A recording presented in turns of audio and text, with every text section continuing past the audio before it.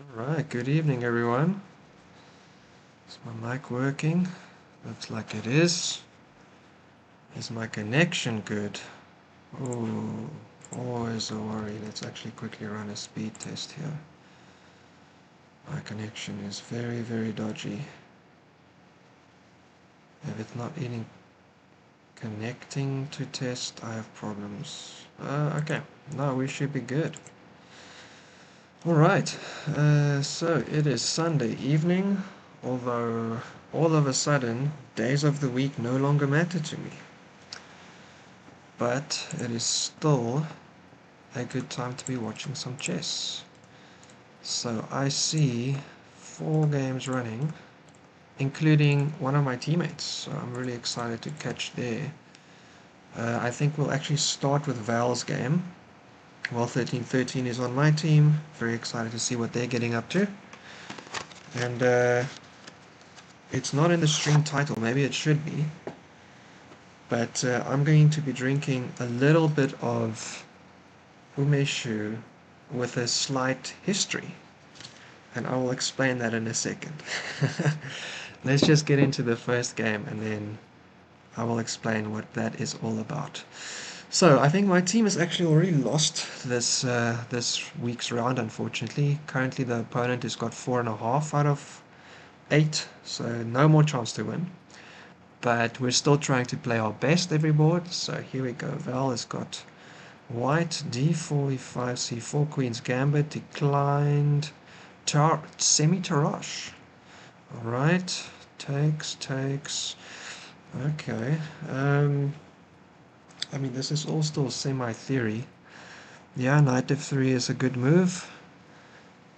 In this position, I believe that black just keeps on developing. So maybe this is a bit quick. Go Val. I'll also go Val.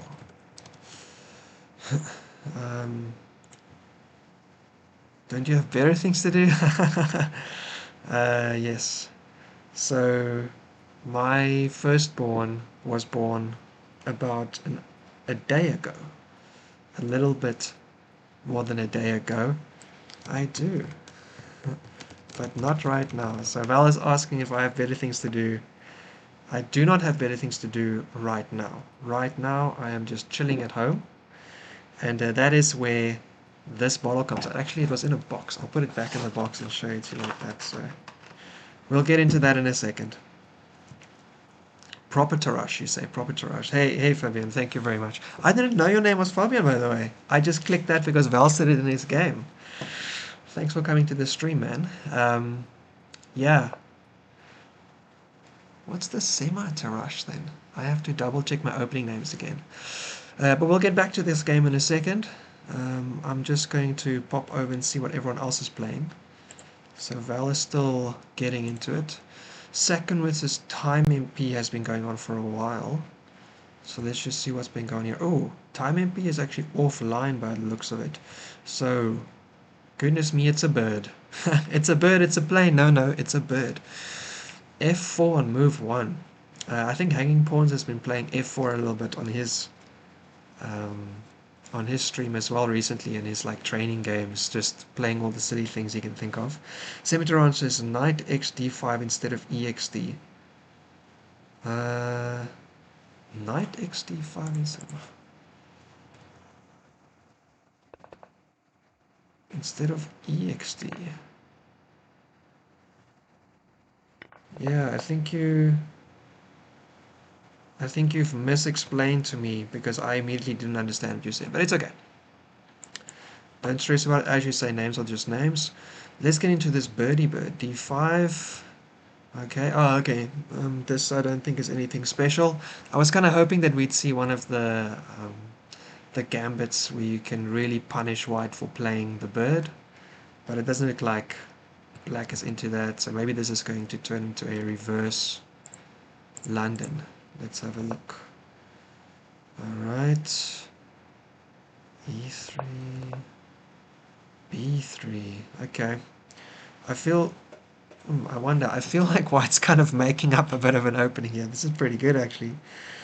If you inserted knight f6 already. Ah, okay. Thank you very much. Okay, Spider, I got you. Sorry, that's what I was missing. Okay, so semi-Tarrasch you mean is no e-pawn move. It's d5, c5, and knight f6, yeah? So you can take back with the knight. Or something like that. So sure that there's a semi-Tarrasch. Oh, but you know what? But I normally face knight f6, so it just gets named that way. I should expect. No worries. Your explanation just assumed that I was on top of what you were talking about to begin with. b3. All right, sacwin looks like they're making up an opening. Honestly, I mean, I can see the general idea, right? So you're getting kind of aggressive on the king side, but interesting times. Okay, let's get into it a little bit more.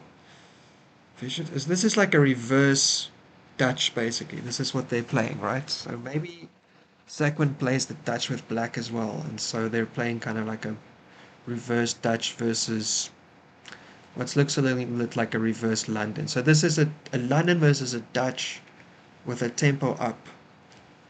Okay, wow. So actually, maybe Sacwin does watch Hanging Pawns because I actually watched one of his videos today where he suggested the Dutch versus the London as a good way to attack it. So maybe that's the thing that's going around right now. Castle, d3. Okay. Maybe we are looking to break in the center. Maybe we are just looking to protect this pawn before the queen moves somewhere else. Okay. Let's just tell them that's good.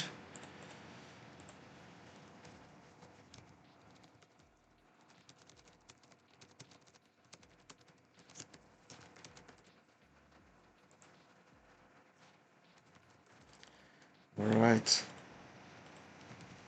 In a few days, no sleep. Sorry. So, separate situation. My newborn was born about a day ago. My wife is in the hospital. Newborn's in the hospital. I'm not, which is why I'm still streaming. Okay. H3, H6. H6 makes... Actually, I guess this makes sense for both players, right? So white is thinking they're going to push G4 and continue this kingside expansion. And for black, this allows them to tuck away the light square bishop, which should make sense as well. Alright, here comes G4. Oh, interesting. Okay, so they don't completely tuck it away. They actually leave it on G6. What would be the benefit of that? You're trying to induce some knight jump to hit it. You're trying to induce a pawn move. I mean, the only difference is that you're still within reach for white. And um, I mean, you're covering the h6 square a bit, but that seems irrelevant because it would be attacked by a pawn, so you wouldn't really want to be trading off pieces. You're also leaving over the h7 square, so maybe you want to jump your knight back, potentially. Interesting way to go. I'm not sure I would have done that, but black has maybe got some plan or expecting something already. Let me just see. I won't be able to have enough sleep because I'm sleeping now. No problem. Useful as I can possibly be.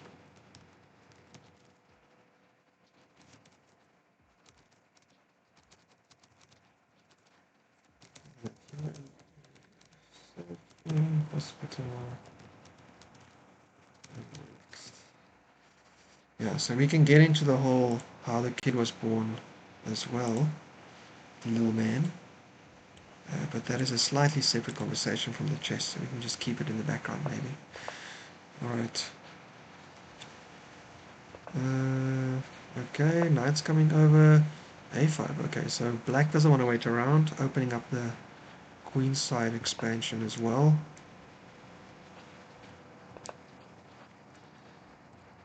A4. I mean, I don't think you're worrying about weakening any pawns here, but I guess this is a bit like playing A3 in the King's Indian attack against A4, where you tell them that the way they have to open up the position might not allow them to have any strong access to a immediate attack. I mean, it's coming though. Yeah. Alright, here comes the knight, and then that bishop Doesn't push anything away. Black is happy to trade off. Alright. I mean, white could still trade and then take that spot. E5 is pretty juicy for a knight. Although black can obviously also trade off. This is not, I think, in any way winning for white just yet. Interesting. But black doesn't commit to opening up the queen side.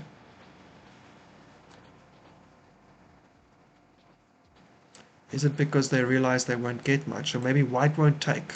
If black pushes past, that's their break gone. If black doesn't push past and they take, white can take with their rook. And then this pawn is isolated and stuck. This pawn is still doing just fine. White has a lot of control there. But I mean, that would be black's break, would be to just keep on pushing the pawns to open up the queen side completely. Down there. Alright, here comes the queen. Knight back, trying to push that bishop out of e5. Oh, and this is where we are now. Okay, so this is where timemp black went offline for quite a while. Bizarro. And now we are back in this position. Okay. That's kind of an interesting game, but I'm a little bit worried they end up trading off everything and then there's no amazing plan. Clearly black is happy to trade off some things. Still a little bit unsure about this bishop on g6. Maybe during the game it will become a bit more clear. Alright, in this position, okay, I see here we've got a bit more development. Okay, white is going to go ahead and maybe just develop their e3 pawn up to open up the light square bishop.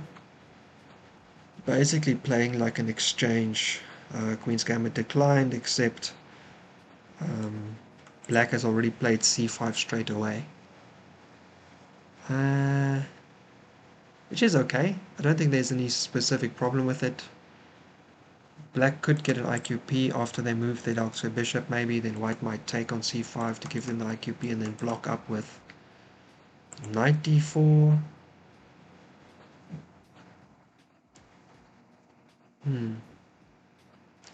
It will be difficult to avoid not just having black give you another IQP there as well, but black might have to yeah, they'd have to put their bishop out or something else. Yeah, probably the bishop, and then take with the knight, and you can't take back with the queen or something. For instance, you'd have to take with your pawn, and then we all have isolated pawns on the d file.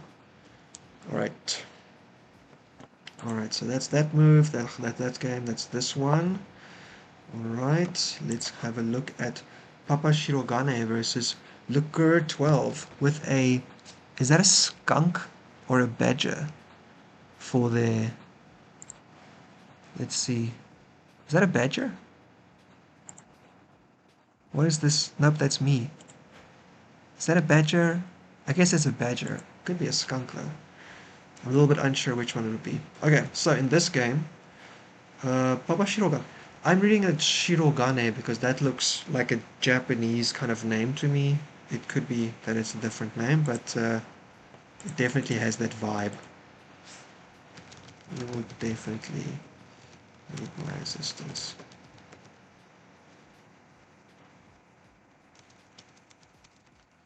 Started earlier.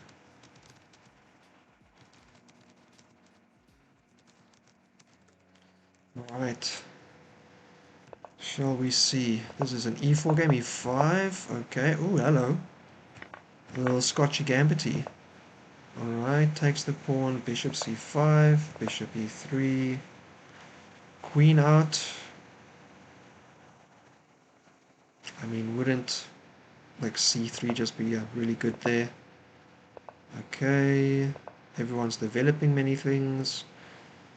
That knight jump, that seems a little bit like a short-term gain. Is the plan that you would open up your light square bishop and then jump your knight in here to hit the bishop? Let's see what developed. Alright, bishop fell back to e2, queen coming over to attack the e4 pawn. Now you could, it also attacks the g pawn, so oh, that's a bit tricky. You've got two weaknesses and you can defend them both, but you're gonna have to give up your queen. Not ideal. Give up your bishop, not ideal. Is there any way to punish black if they take it, for instance? So if you go here and they take it with your queen, with their queen, you can find some, you know, tempo. You take there, then you run up or something. I wouldn't want to give my bishop away in this position. They do castle and drop the e-pawn. No, they do not. So what would stop black from taking e4 here? Either of these bishop moves get dropped by the knight. This knight can't attack it. f3 doesn't seem like a good move. Knight d2 is the only move that seems to add much value, and I guess the point would be that black is up a pawn but going to fall behind in development a bit. For white here, I would quite like f4 actually, I think, versus f3, because there's a lot of pieces you can be pushing around on these two files. So I feel like white could get some serious initiative down this with the f4 move. Yeah, in this position, I would love f4. That knight is dominated on the front. It would have to jump back to one of these squares. Here it could get traded off, but you could also leave it and take back with the pawn to get a strong center. You could also continue with f5, hitting the queen, and then the queen has limited squares. It has to go here, and after that you are so close to trapping her actually. Maybe you would like move up and then go here, and then the queen would be out of squares. Oh, come on, f4 would have been so fun. Okay, maybe white is thinking about it, but they're just preparing it with king h1. But I don't know if it's a little bit late. Okay, they castle for black, and okay, white does not seem to be in the mood to go for this crazy plan with f4, but it looks very juicy with that queen on g6. I think that is not a good place for it to be. Bishop out to d7, connecting the rooks, but still kind of passive. I still think black has some really nice chances here. Oh, f4 finally! Okay. Good stuff. Finally got f4 on the board. Very, very nice. I was hoping to see f4. Alright, f4 very nice. Queen walks into... That can't be good. Now you can take the knight. You can take the knight with tempo. Oh no, the bishop isn't protected. I was going to say, what's going on? Alright.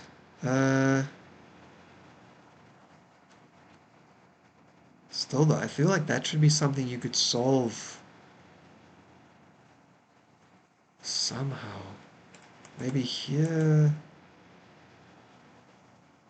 Oh man, it feels like this bishop should be able to be protected. Maybe this knight just has to move. Maybe you jump it out of the way. Maybe they take it. You take back with your rook or with your bishop, and then you put your queen on the diagonal behind the bishop. Knight f5. Okay, well, knight f5 hitting the queen. Also the knight's attacking it, also the bishop's attacking it though. Bishop takes, interestingly enough, so I guess black really likes having a knight on f5.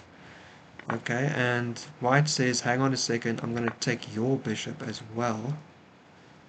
Okay, so it takes back, and now that knight is still attacked. But now the two pawns are doubled. So a move could be after this knight jumps somewhere backwards, still has to go to one of those. Could be to defend the front pawn, but could be to defend the front pawn with something. Could also be to play g5, which maybe that's getting a little bit much, but seems very fun and kind of in the spirit of what white has been doing here. Okay, knight goes back, and they do decide to defend the pawn. Yeah, the problem with defending the pawn, I think, is it just gives black time. You need to, if you're throwing your pawns, I feel like you need to come with some immediate dangers here. You know, you don't want to give black time to like develop and figure out a way to like move their queen off. Alright, black doesn't seem too worried about what their queen's doing though. Here they bring their their rook attacking the bishop. Rook lift, very nice rook lift. Okay, but problem with the rook lift, the rook can defend this bishop and it can attack the king, the queen, but then the f pawn drops. So your queen needs to become useful, or your knight needs to become useful. Maybe actually your knight coming over here would be pretty good. You know, getting a lot of squares, making them kind of weak. After you push here, maybe they jump their knight and you can take, and you can isolate their pawns. They got to be careful about the h-pawn. Alright, queen over to f5, stopping the pawns from moving, still attacking the front one now. It's double attacked. Still really making me think that it might be nice to play g5 in this position, to be honest. You could also put your queen over on the same diagonal. You could also hit the queen, and then if it takes there, you can then jump, open up that attack, and unfortunately there's no immediate way to make the best use of that though, because they can take a bishop because it's only defended once. Alright. Okay, so that gives up the... Oh, okay, hang on. So maybe this is the plan. After they take, you hit the knight, and if the knight moves away, you can hit the h-pawn. And if the knight goes there, then I'm not sure what you're doing. I think white is slowly losing their attacking strength, so to speak. I don't think it's like the attack is gone, but it's a little bit dicey. Alright, knight out, attacking the backwards f-pawn. Queen out, threatening mate. It's a good threat. h6, stopping it. Alright, that knight forward also stopped attacking the f5 square. Okay, now the queen has very few squares. Can't go anywhere here. Well, no, it can't. Can't go there, can't go anywhere there, can't take it. Only backwards. And then you can play f5s. Ooh, okay. Maybe I misjudged white's threat here. Well, I mean, I was really expecting they would take the pawn, to be honest. So that's a bit of a surprise, but okay. Okay, okay. Queen back, and then f... Ooh, okay. Honestly, I think f5 was almost a move there. Oh, okay, hang on. There's also a knight here protecting it, but it seems close. It seems very, very close. Very, very close. Okay, rook over. I like getting the last rook over. I do feel a little bit concerned about the speed of this attack, or the fact that it isn't fast. I also see there's this, which is looking very dangerous. Oh, hang on, this is what black found as well. Takes it, forks the bishop and the knight.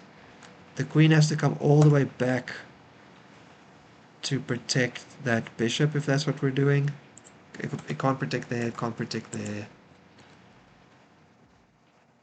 I wonder if you could play f6 here and force... They take, you take. Oh, with the deadly fork, they take, you take, and then you take or something. Oh my goodness, f6 looks really strong here, to be honest. And if they take this way, you want to take with check, but the queen... I don't know, hang on. If they take this way, you just take here, and then you're still threatening mate. Man, I feel like f6 might have been really strong here. I see they didn't play it, though.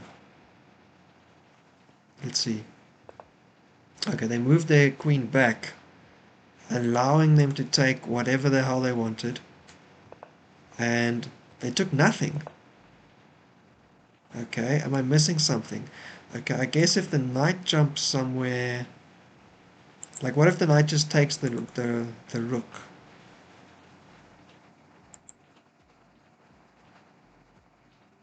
You can still play f6 here. And then the pawn is pinned. And it threatens mate. So I guess that's the danger.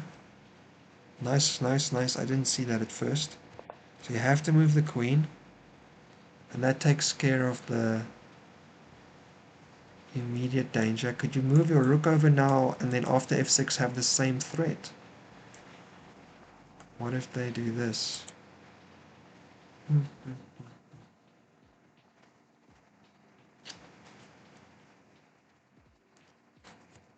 Alright, this is where we are now. Okay, perfect. Very, very good. Oh, hang on, there's one more game. Let's just make sure. I think we're playing 4. Yeah, there's 4 games. Let's just check one more game before we get to this drinky drink that I wanted to have.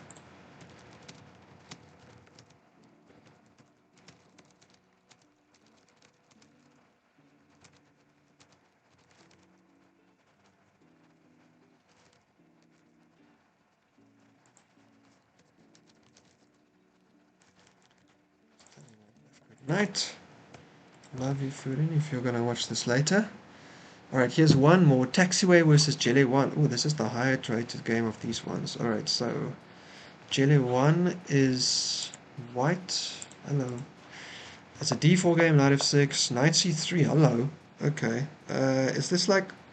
Goodness me. Is this a Shigoran backwards or something? I'm just going to check the name. I don't remember anymore. This is the report Jobava London backwards. Okay, so you just start off with the knight first. Okay. That's not the move order that I know, obviously. Normally people come out with the bishop first, but I guess it, yeah. Okay, it is literally transposing almost instantly. Fianchetto, that would be, hello, that's fun. Okay. Instantly goes for the attack, and so in this case I think you have to play knight a6, yes. Okay, opening up that line so you can defend the knight and something else. But here I feel like you can start pushing the knight away. Yes, indeed, c6. Knight does come back. b5. Wow. Okay. This is definitely not a line that I know very well, but it's interesting. I guess you can say that this... Well, I don't know. If you push here, you give away these squares with the knight jump. So maybe that's not your plan. You're just taking space. You're protecting your knight so it doesn't have to move out of the way of this light square bishop. Because otherwise it had to jump in here, and maybe that's not where you want to put it. Who knows? Okay, b5, a4. Okay, white puts the question straight back to that queen side. Double attacked pawn. Now you kind of have to play the bishop back, or you have to play the queen up to protect it. Also, the rook's going to get opened up on that file. Ooh, play straight past it. Oh, right, because I said the knight would be using the a4 square to jump forward. Yeah, that's a good catch. Well done. Nice one. Clearly very strong. 2300 players probably don't need my well done, but nicely done. Okay, b5. Knight goes back this way instead, attacks the pawn. It is defended once, so no immediate... Oh, okay, hello. And a little sneaky where you can eventually maybe discover something. Although, I mean, you would do this and then the knight would jump and then you kind of have nothing, so I don't think it's immediately dangerous. Oh, hang on. If you do this here, here, and then your knight can jump here, hitting the queen, that's kind of it. Okay, so knight back. Now you can put the knight over here. Man, this knight is making a nice journey. Why just played so many knight moves? Alright, Fianchetto is getting ready to castle. h3, stopping the knight from jumping forward. Being able to tuck away the dark square bishop if necessary. For instance, knight h5 or something like that. Alright, instead we see knight e4. Taking control of this square, although it doesn't really matter that much.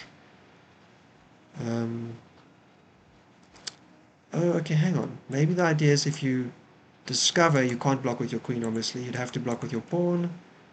And here they'd hit your queen. It's not ideal, is it? Here they'd hit your queen, maybe. Is there any kind of jump you could do? Forward. Oh, this is actually quite a fun line. If it was black's move and they opened up this check, if you blocked with the c pawn, they take, and if you take back, they fork your rook, so that's not good. So they take, and for instance, you like get behind it with your queen, right? So this queen is unprotected. So they jump in their knight in front of it, but then this one is unprotected. But if you take it, they'd be able to jump this and double check. So they can then take your queen, and then they can take the rook in the corner, but the knight will be trapped. Oh my goodness. That would be fun. Alright, but anyway, knight b3, spoiling all of that. Queen goes all the way back to d8. Knight f3, and that a6 knight, I guess, isn't that interesting to take anymore because the bishop's defending it. c5, if you take, I've got 2 knights defending it. I also open up the light square diagonal though, so this could be, oh, and this is literally what got played. Okay, light square check, and no light square trade, because the knight would hang. If you defend it, then I take your knight. You have to move. Nice find by white. And now they attack the rook, and the rook is kind of trapped. Both of these diagonals are taken. So it's up to black to find a way to make sense of this position. You can push and then take. I don't know, this pawn structure is still kind of solid. You've got isolated pawn here. Oh, not isolated, sorry. You can still go.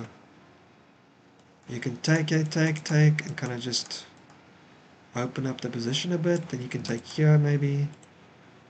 Yeah, it's tough. Or maybe you can just move your light square bishop and take back with your queen. Oh, never mind. They're going to take back with their knight, which also attacks this light square bishop, and then be able to come out somewhere, maybe. And white is not in a hurry. So now this square is underprotected because the knight is overworked. Man, these guys are really, or these girls, not sure, these guys or girls, or whichever, are very on top of it. Okay, that does open up the diagonal for Dr. Bishop. And now we take a rook, and we take a bishop back. Okay, we don't take a rook and a rook, because then you get another queen, I guess. Oh, even more important, if I take here, you take back here instead, leave that one there, but you're also attacking my rook here, so you would actually win a piece, because I'd have to defend it, and you rook back, so I have to take that one. Yeah. Okay, and now white says, let's trade. I'm up a pawn, I'm up an exchange, and black says, how about a check first? Stops it, takes that, takes that. Oh, interesting. Takes the piece and castles. That is interesting stuff. I guess the problem here is if you take back, then they take the exchange. So rather save your rook, take the knight, and king comes up. Wow, I have to actually literally like count the material here. So white is still up their exchange. Yeah, very nice. So let's say it for the knight. And then equal, but now black has got an extra piece. Goodness me, this game has gone in a circle. Gotta take back that way. Check indeed. Then take the queen. Then take the knight, and you save your rook. And then take another knight, so black is up a piece. That is just crazy calculation. How far back they saw that, I wonder. A g4. Okay, white has got an exchange. White has got an additional pawn. White's only got 2 active pieces though, unfortunately. The king is in a slightly better position, obviously. In this point in the game, having the king be more active could be really good. You could like run it up here and try and take stuff, for instance, or help push your pawn forward, but I wonder if we'd be able to really... Maybe you actually need to play f4, so when you push here, try... Yeah, it's difficult, isn't it? But I feel like if you could land a rook there with the pawn here, you'd be doing pretty good, because this dark square bishop can't come back to this diagonal very easily. Here, they'd have to push here, I guess. I guess that does work, though. Anyway, g4, and this is the game. Okay, it is time for us to go back to Val's game, but let me quickly get this one open. So, man, there's so many traditions in Japan which I don't fully grasp the full history of, so I don't want to represent it poorly. But one of the things you do when you are having a child is during the pregnancy, you go to a shrine and you basically ask for a prayer to help secure your child's safe birth, healthy child, that kind of stuff. Anzan is kind of the point it's called. And we did this at the shrine where we got married and actually had our wedding ceremony 2 years ago. It's a really nice shrine called Kitanoten Mangu in Kyoto. And after that ceremony, they gave us like almost like a tiny goodie bag of sorts, with a few kind of ceremonial things and a few more practical things like food. And one of them was this umeshu. So actually on the front, it's got a little Zenkoku Tenmanku Honsha. I am unsure if I'm reading it correctly, so I don't want to embarrass myself by reading the kanji out, but I get the feeling of what it is. And so now that my child has been safely born, I decided I will have a little bit of this. If you take it out of the bottle, or out of the box, you can see here the little design. I'm guessing you can see that. I don't actually know. Yeah, I got it. Okay, there you go. This is the little bit of design. Yeah. Goshin Umeshu. So this is what we're having with a little bit of sparkling water. I do not condone people drinking unnecessarily or irresponsibly. Don't drink if you're underage and all that stuff. But I am not underage, and I am very happy. I'm incredibly happy. But I cannot spend the evenings in the hospital with my wife and child, which is why I am still at home as usual on the weekend doing the stream. But what exact day of the week it is actually feels a little bit irrelevant now, because we spent so much of yesterday just at the hospital, and the previous night we went, so sleep schedule is all up and down for a little bit now. Okay, and about to come a whole lot worse. When kiddo comes home, we're going to be very busy taking care of him in the night as well. Ooh, man, this stuff is... Yeah, this was bottled a while back. Almost certainly. Let me see if there's a date on this somewhere. Surely there's a date on this somewhere. Come on.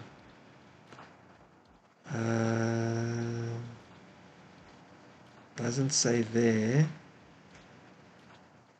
Doesn't say there. 13%, I understand. Surely you can tell me when you bottled it, though.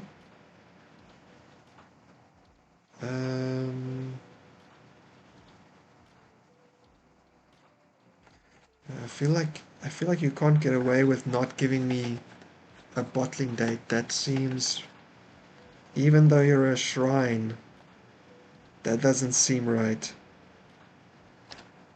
No way, there's got to be a date on this somewhere.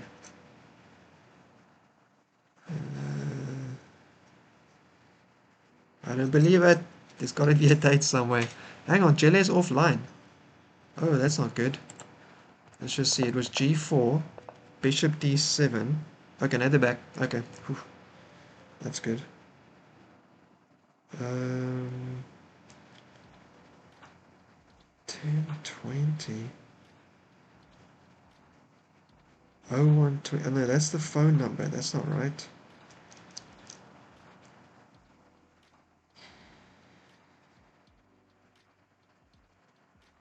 It's a caramel. Okay, sorry, this is not about the alcohol, but no way they don't have a bottling date or something on here. Wow, can you really get away with that? Being a shrine puts you in a position where you don't have to say when you bottled your stuff. I mean, I worked at a brewery. I'm pretty sure that's law.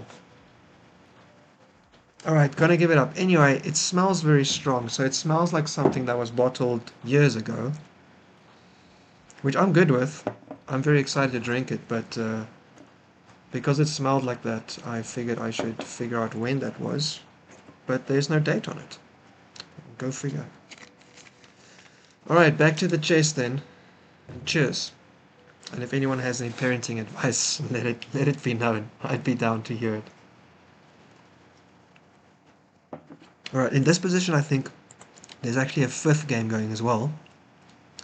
Glbert, no way! Okay, Glbert was actually our opponent in the first week of the season. They're one of the mods for the league. So let's have a look. When I was playing them, they were white, and they played B3 Nimzo Larson, which they don't have any opening games of in the database of their games, so it was interesting to try and figure that out. Right, they're facing D4 knight of 6. Oh, hang on. Endgame Master is playing the Jababa London that we just saw in the same move order. C5. Ah, okay. Gilbert's not going to sit around and have you play random stuff. E4. Takes the pawn, takes with the queen, knight C6, queen D1. This is... is there a name for this? Reverse Chigorin. Okay, so that's actually this Jababa London story. So in the other game it went like this, right? And then that turned out to be a Jababa London. Here it was C5, which then just turned into a reverse Chigorin, which is what I was kind of thinking about in the previous game. So I'm not completely off with the Chigorin knowledge. Although basically all I remember is that you put your knight in front of your C-pawn for some reason. I mean, it's an opening. It's not trash, but it's a strange one. Alright, so take the pawn, take back, knight c, and white's like, yeah, I didn't need my queen to stand the d-pawn, on the d4 square, back to d1, and just d6, very like humble, very humble pawn move. Opens up the light square bishop, and if you want to, I guess it gives you the chance to play a Sveshnikov Sicilian. By placing e5 on the board. Let's see.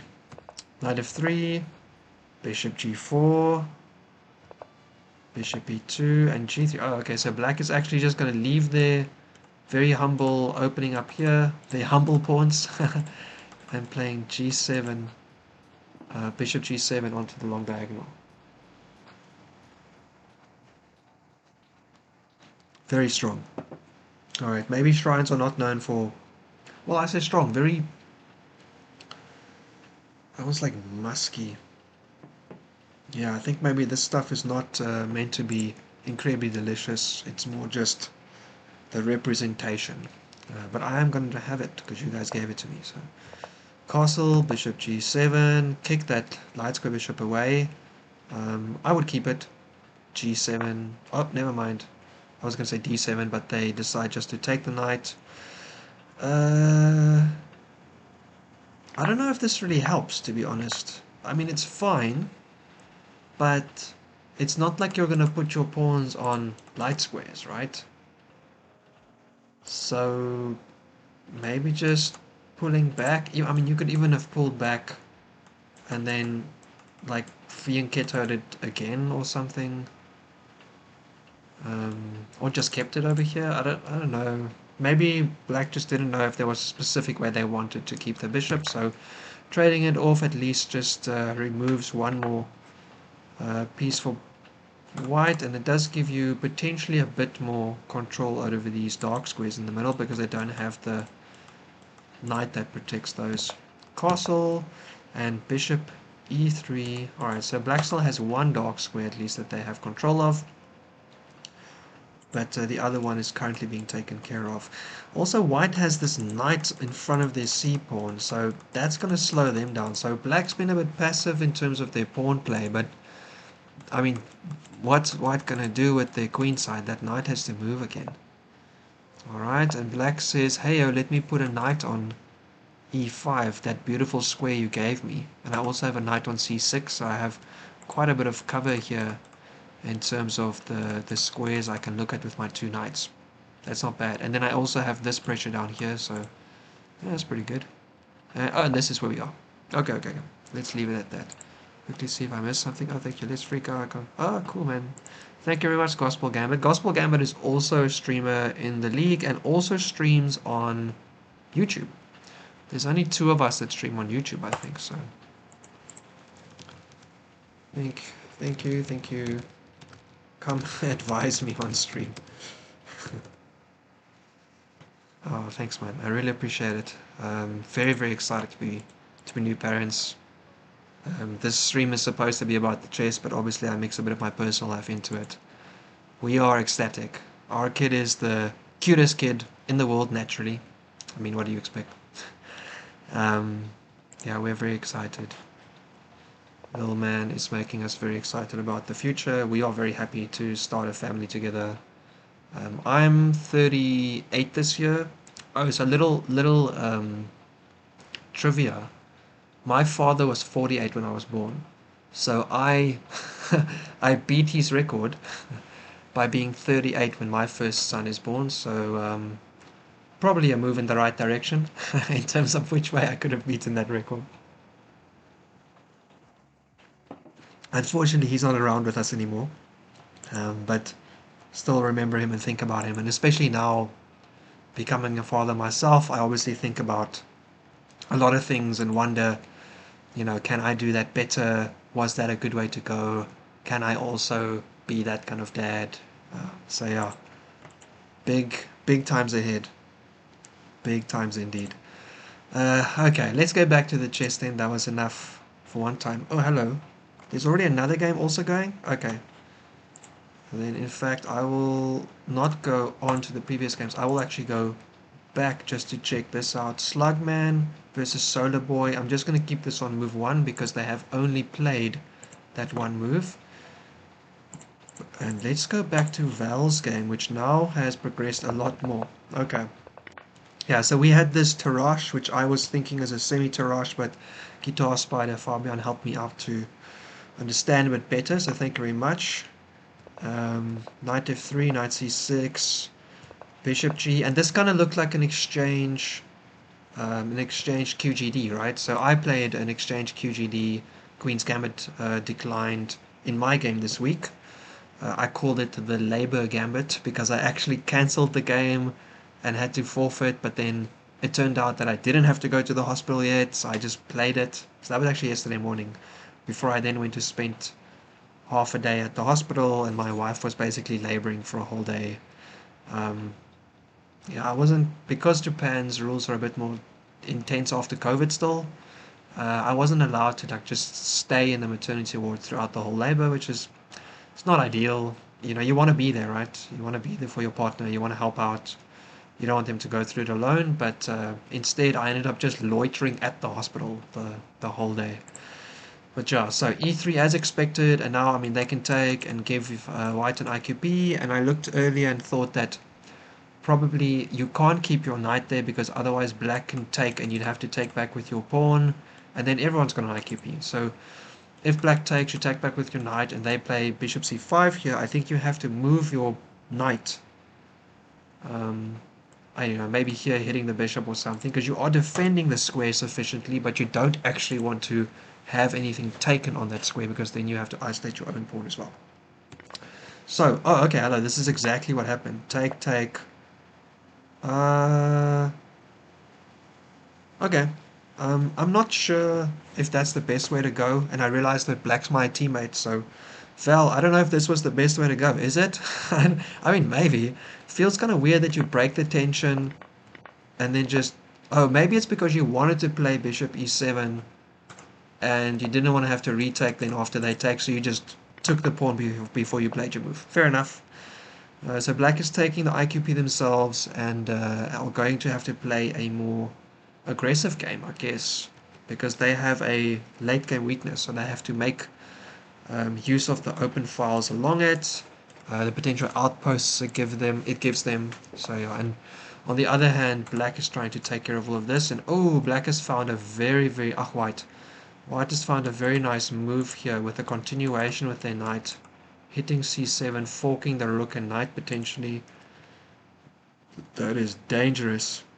However, well, yeah, they can probably still win an exchange. If you castle now, they can still hit your rook, and if you move it, I don't know, they can, like, you can come here, which hits the queen and the rook, so you're going to get at least the exchange, I guess. So castle, yeah, here we go. Okay, very nice. So actually, this was a pretty good in-between move by black as well. Just saying, okay, hang on. I'm going to hit your queen. F3 would still stop the situation, but it does mess up the beauty of the pawn structure around white's king a tiny bit. So not the end of the world. Could be worse. I also wonder, actually, if you don't maybe want to try play your bishop up and just trade off that darksmith bishop if you're going to lose the exchange anyway. Here's f3. It's the only move that I think keeps the real value of the attack alive. Otherwise, well, oh no, because otherwise you could play the rook over to c8. Although you would lose the pawn then. So actually here, white might have been able to play queen b6 as well, hitting that pawn. Also double attacking that pawn. What if you put your knight over? Oh, there's so many moves to consider. Then they'd be able to come here, hitting your knight and also both pawns. Then you'd be able to hit them again, but they'd have to take. Okay, I think white was just a little bit better in the position anyway. But f3. Oh, okay, wow. Okay, so black actually does that. So I'm going to take your knight or your darksmith bishop. And my pawn is still hanging. So if you take my exchange, I'm going to take your bishop. If you take one of my bishops, what am I doing? If you take this bishop, then I take this pawn. This is going to be very interesting. Okay, never mind. Takes that way. Takes there, takes the exchange, moves the bishop back. The knight is trapped, obviously. The best you can get is to mess up the pawn structure here. Although, yeah, no, that's the best you can get here. Yeah, indeed, that's what they do. And now they are just on black's isolated pawn. Tough situation. You can defend this pawn in a few different ways, but you are down in exchange. But also white hasn't castled yet.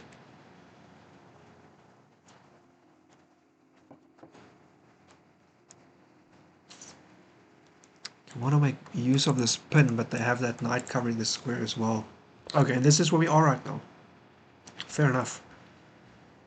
Tough situation to deal with, but I hope that black has some options. Bishop c4. The other thing you can do in these situations, you can actually just push your pawn. You hit the knight. Oopsie, you hit the knight and the pawn. If they take, you can take with your knight. In which case, I don't know, they can castle. You can take here. They'd have to take back with their rook, maybe. Then you can actually take the exchange back as well, but you'd still have a worse pawn structure. That might be a thing.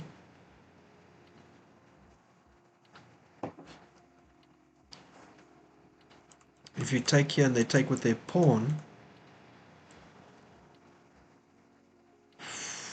if they take with their pawn, then you probably want to, because then they still have these two pawns, right? But they don't have this one, and the king's sitting over here. Ah, man. You probably want to move your queen over to try and get a check. Hit this pawn at the same time. That could be quite fun. That could be very interesting. Indeed. Whoopsie daisy. Alright, so in this position, I'm kind of hoping black decides to push d4. That seems really fun. If you push and they jump their knight out of the way, honestly, I think you actually just move your queen over. Then you're still hitting this pawn, so it's... whatchamacallit.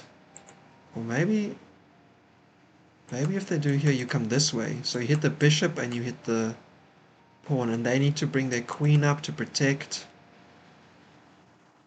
And then you can hit the queen with one of these moves with your knight. Oh man. Exciting stuff. Yeah, I'm really liking pushing, and I almost kind of hope that white would play this. If they play the other way, I guess you take... Oh yeah, because it's pinned. Okay, so I think d4 is definitely the move for black here. I like the continuation for black actually. It's looking not too bad.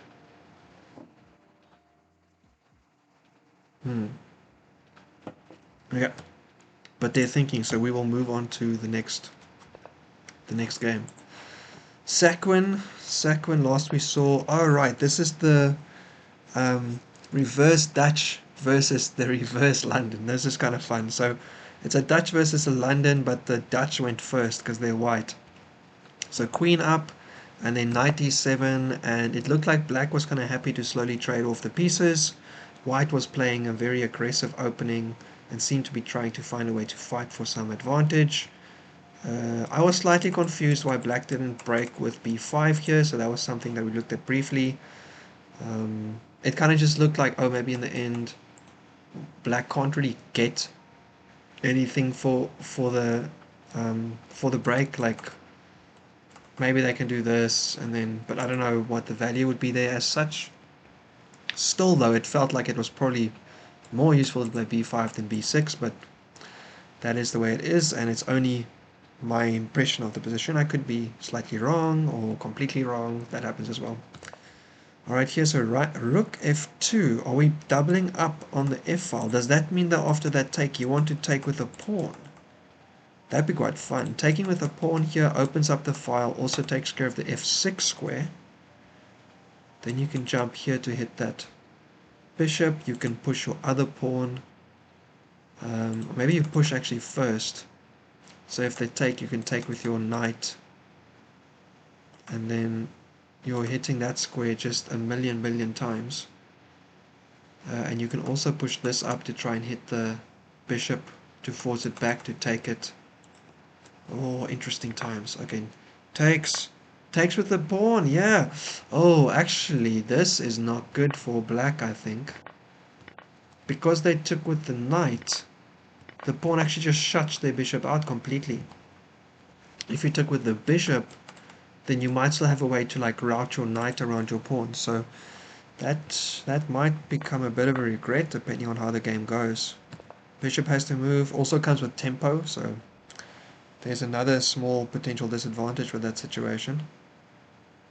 Okay, doubles the rooks. Here comes... Yeah, now you're playing b5. Unfortunate. I mean, I don't know. Maybe back here b6 actually did make the most sense. I don't know. Okay, but it looks like black has to kind of make some plans now. Rook f1, b5, takes. Yeah, won't allow you to take because you don't get the whole file, and now you still have to work to be able to get the queen side open. Meanwhile, I can put my king over here, pretty safe on the second rank, and I'm building some potential attack here on the king side. d4, interesting, d4.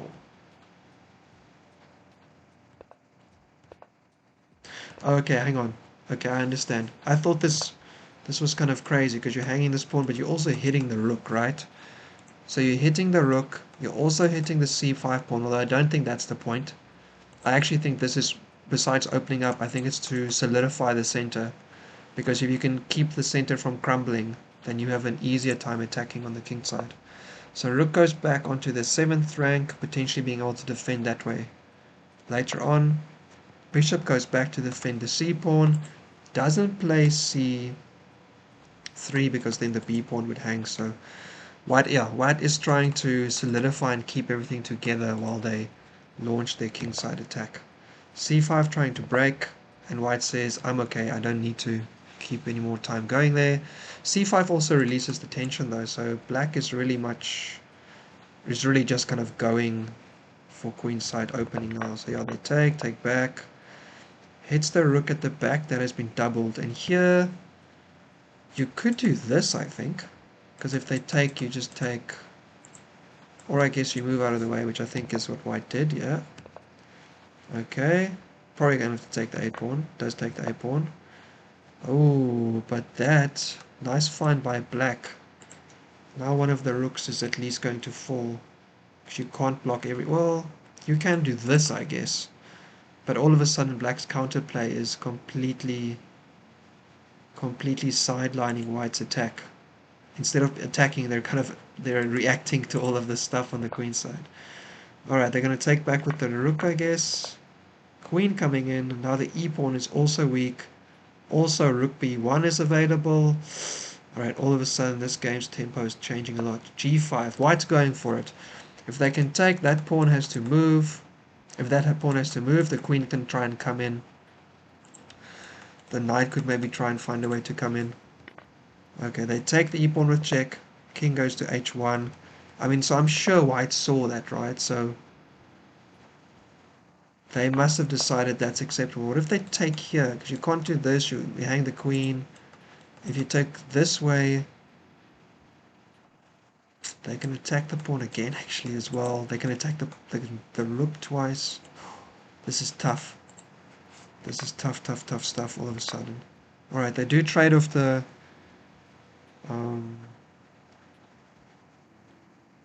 H-file. Now, this looks like there might be something, although after that moves, not so much.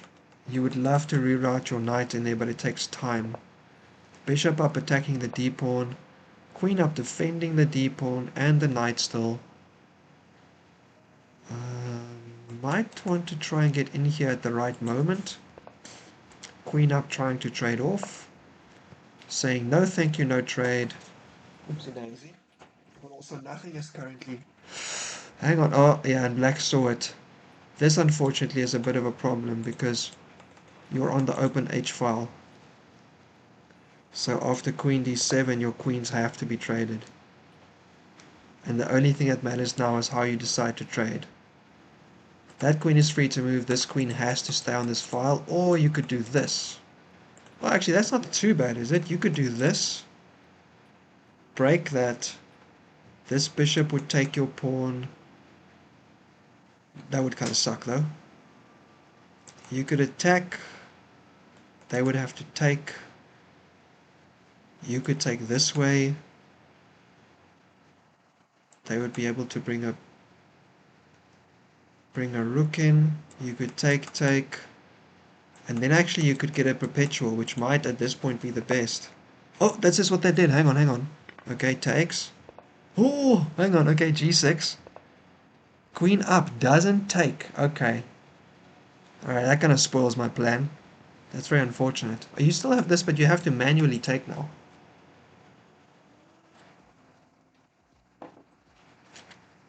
Less fun.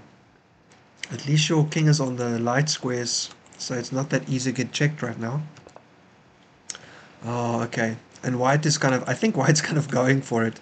I don't know if this is to win or to draw now. But...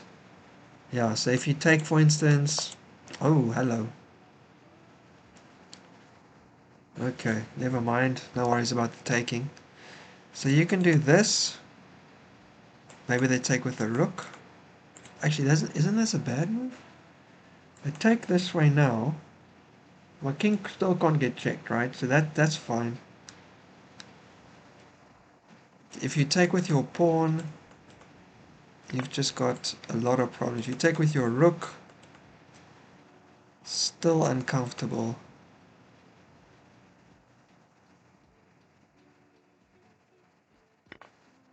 Taking with the bishop. Okay, didn't see that. Now also double attacking the knight. I see. So you can take with check, but your knight's going. You can't double defend your... You can't get a check in there. Oh, if you could get the check in, that would have been so good. If you go here, they can take with the rook. If they take with the pawn for some reason, oh man, if you take with the pawn, then I actually... oh, hang on, but you still have this rook. Oh man, I think black just has too many pieces available.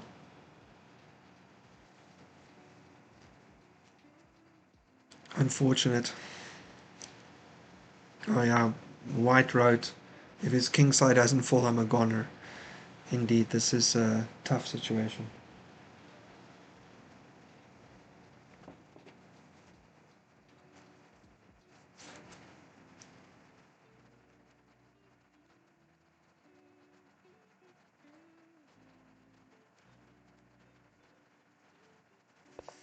Oh, I was going to say though, if you take this way, hello mate. So you have to take with your queen, but then I take, Hello mate again. So this was actually kind of sneaky.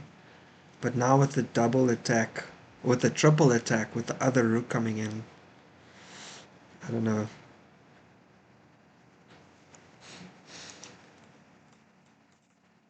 I can get a check actually, and that would be mate again. So you'd have to take back, assuming you don't do an in-between check, right? If you take this way, then I can check you here. You can take that but if you take that, I can check you. So you can't take that. You have to go up. Yeah, then I can go here. But black is gonna get in between checks, and I think this might actually end up being close to mate. I can check you either way. Oh, hang on. Go up, check you again, and you can actually get... Oh, fuck. This is... Sorry, this is actually really tight. If you check me and I go up and you check me again, if that queen moves and I block with my knight on g2, it's mate. Oh no, it's not mate. Your queen can come back. What am I saying? Your queen can come back. But at the same time, you've got this hanging. Oh my goodness. Wait, who's winning in this position? Okay, if you check me, I go up. If you check me again, I can block. Oh no, maybe this is just a draw. Oh no, I can block with... No, but I need to... Dawn, eh? Oh, hang on. So if you go here, I go up. If you check me again, I can't go down because then you do this. Oh wait, no, hang on. But then oh, this is just so much stuff. It's so difficult to know what's going on.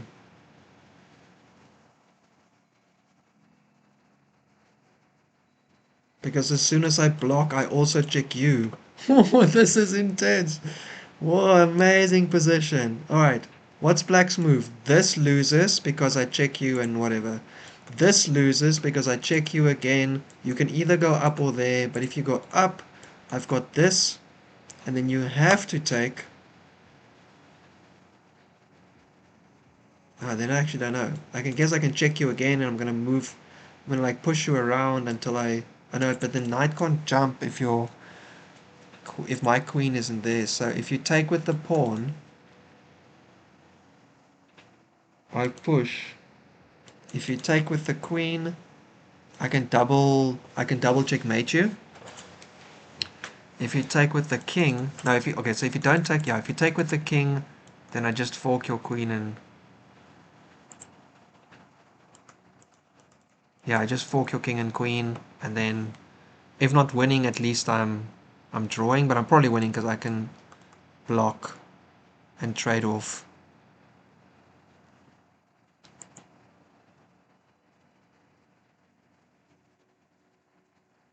Oh, what would you? Wonder who would be winning in that position if all the pawns were off the board. I'm not sure. Okay, what's the other option is if your king comes up. So you take, I check, your king comes up.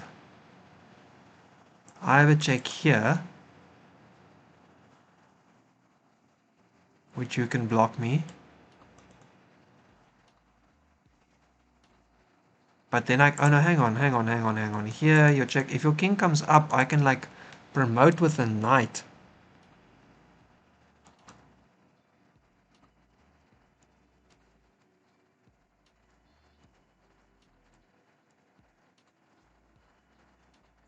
I can also promote with the queen, and after you take, I can come here.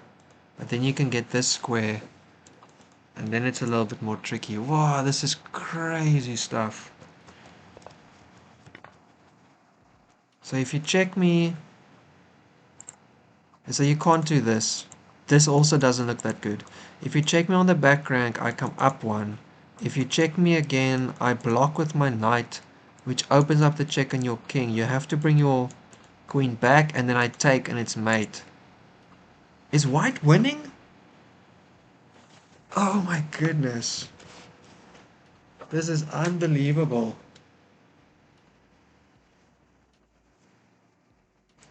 I guess white is winning, right?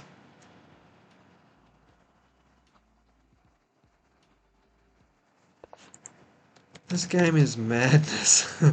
That position on move 41. Wow. Okay, they found a move that looks okay. So they drop the bishop, and they don't take back, and they don't check. They move their rook to a spot where it's not taken, not on a light square, and the position is still to be confirmed. Wow, that was unbelievable. I honestly, I think basically every other move lost, besides just getting the rook out of the way.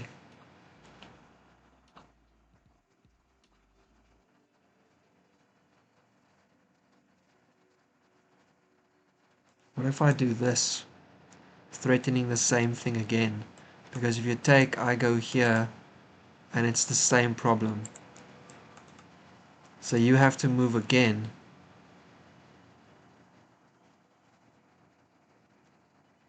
And eventually, if you move like to there, then I guess I can't because I'd actually hanged it. So if I go here, you could go there, or there. I mean, basically, yeah, what happens if you go like here?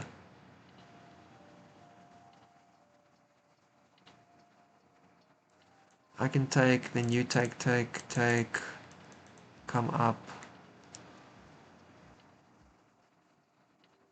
check me again, come up, take,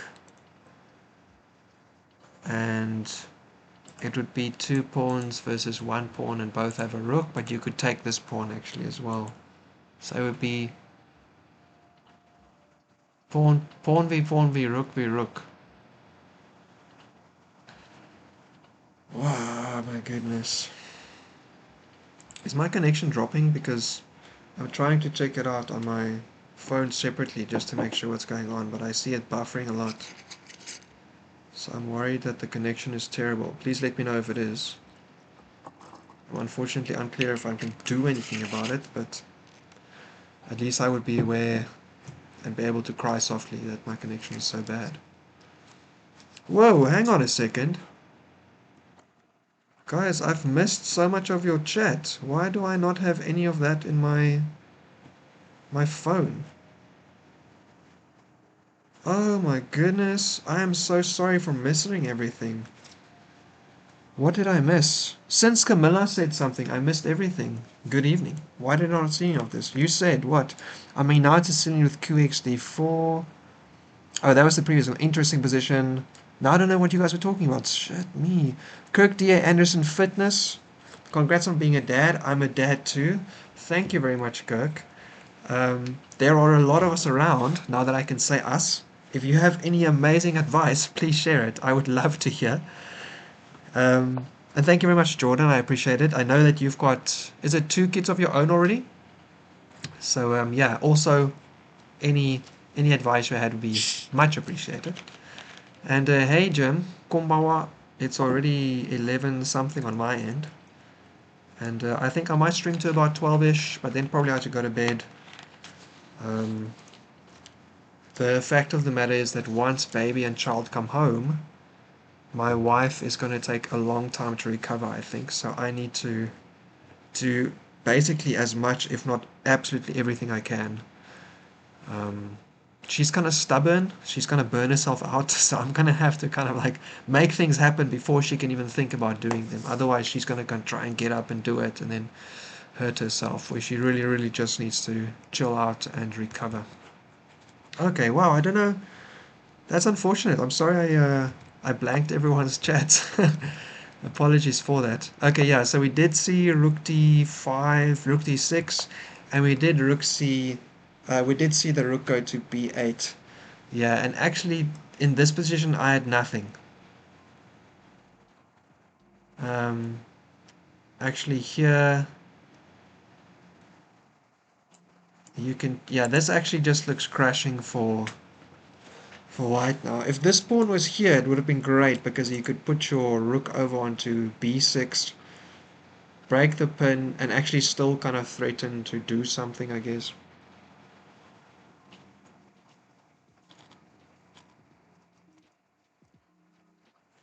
Oh yeah, because if they like take your knight, for instance, then this would be mate. If they took with their queen, you could still take here first, they'd have to take back, and then the queen would be undefended. That would also be mate. Alright, but your your pawn isn't on a5, so this doesn't work, so too bad, so sad. That is no good. Okay. What else can white come up with? Do we have any other position, any other move that could save us?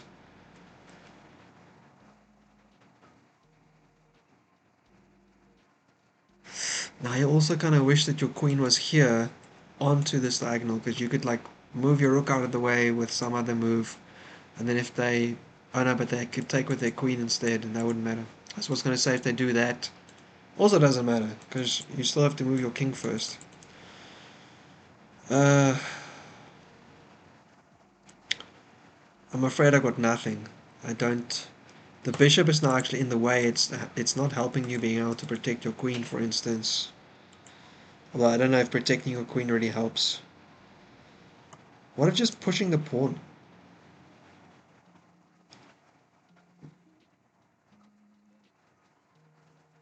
And then check here. They can check you again to take the top one. Oh, well, the top one's defended. And then you can run over here. I don't know. This bishop does obviously cover the correct square.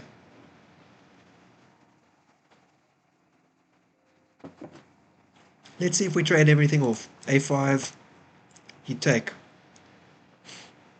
Oh man, but if you take that way... Yeah, I don't want to lose my queen if your queen's on the board. That's really dangerous.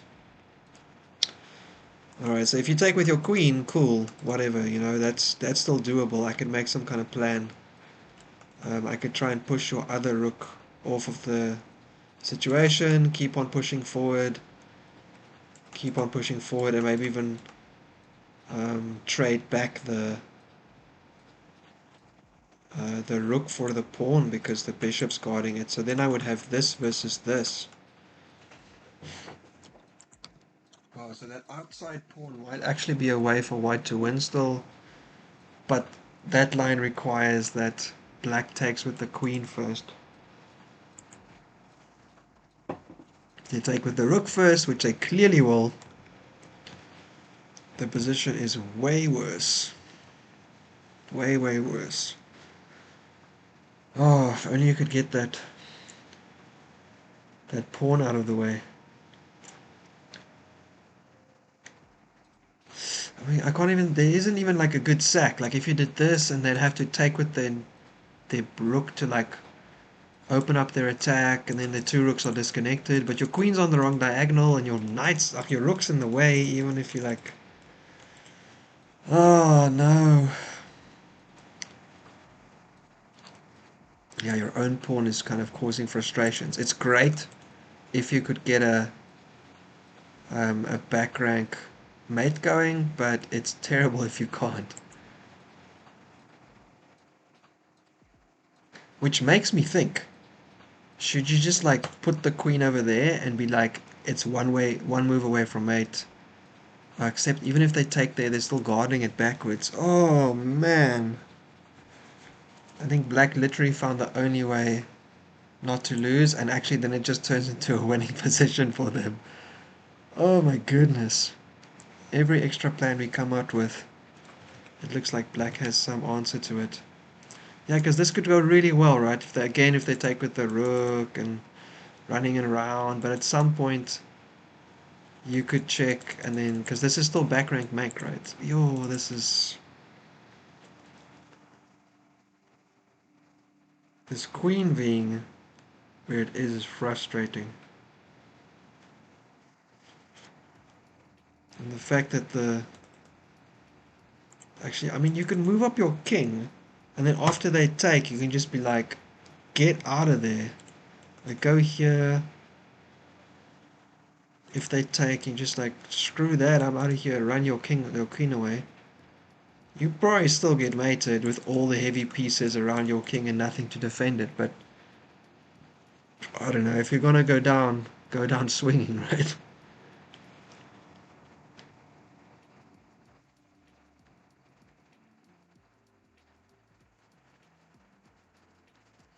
What if I do this?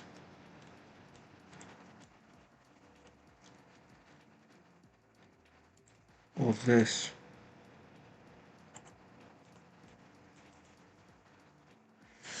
Problem is nothing matters, right? Nothing really matters. Anyone can see. Nothing really matters. Nothing really matters to me. Hey Martin, rocking that dad body.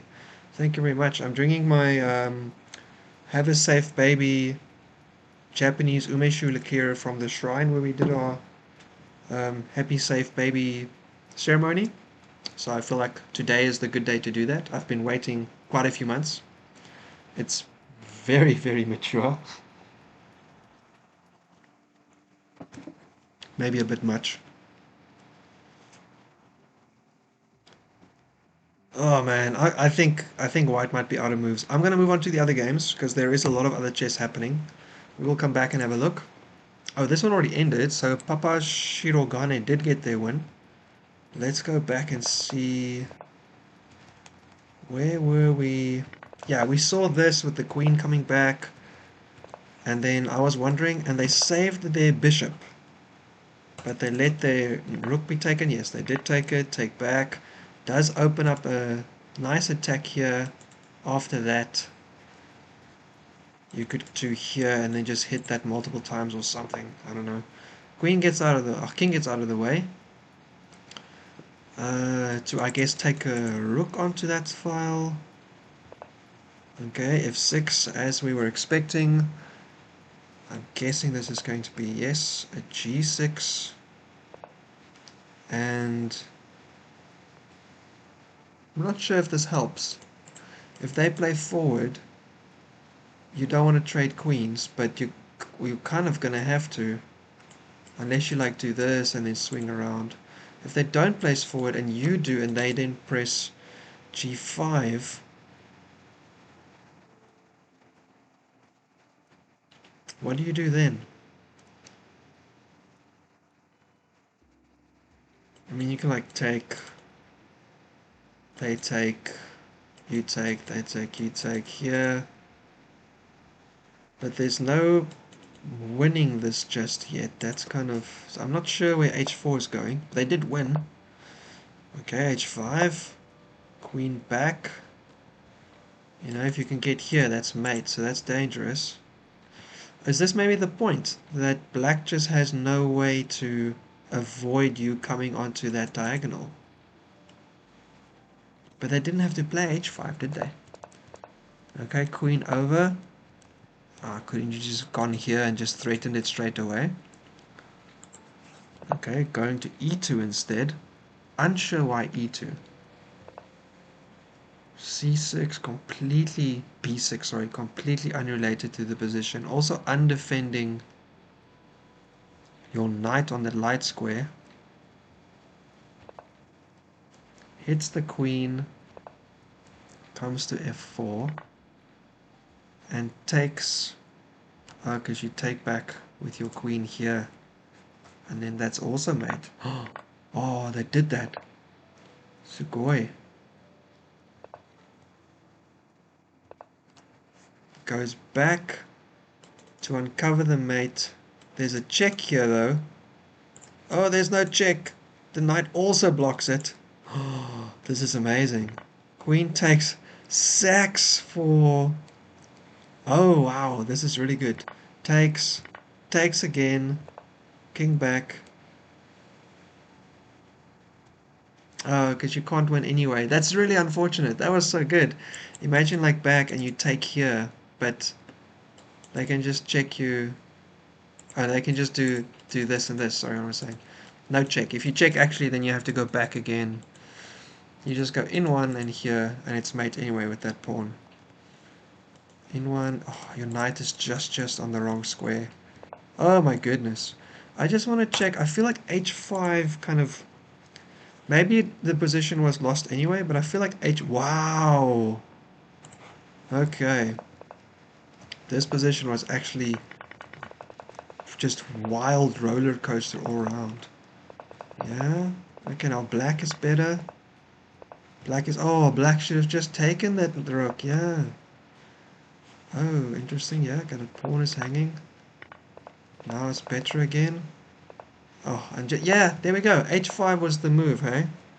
I don't think you had to play that. And you still had a way to get your queen in to mess up the position. Oh, you actually had to put your... Yeah. Yeah, this one... I mean, I understood. Yeah, I also didn't know. I thought this was the move. I don't know why you didn't just do that. Wow. What a crazy position, though. And a great end. Very, very fun game. Well done, everyone. Ayo, who's that? Who's throwing the... I'll throw you some hearts back. Thank you very much. Mature, what's that? That's me from now on. Well, actually. Anyway, I heard that having children matures you, so I'm hoping that's true, but this mature Umeshu is what I was talking about. Thank you very much, Bobby. I appreciate it very much. I'm very happy and super excited, but I can't be in the hospital at night, so I might as well do some streaming. Streaming is still fun along the way, right? So let's enjoy. And by the way, if you don't have any dad advice, you could try some dad jokes.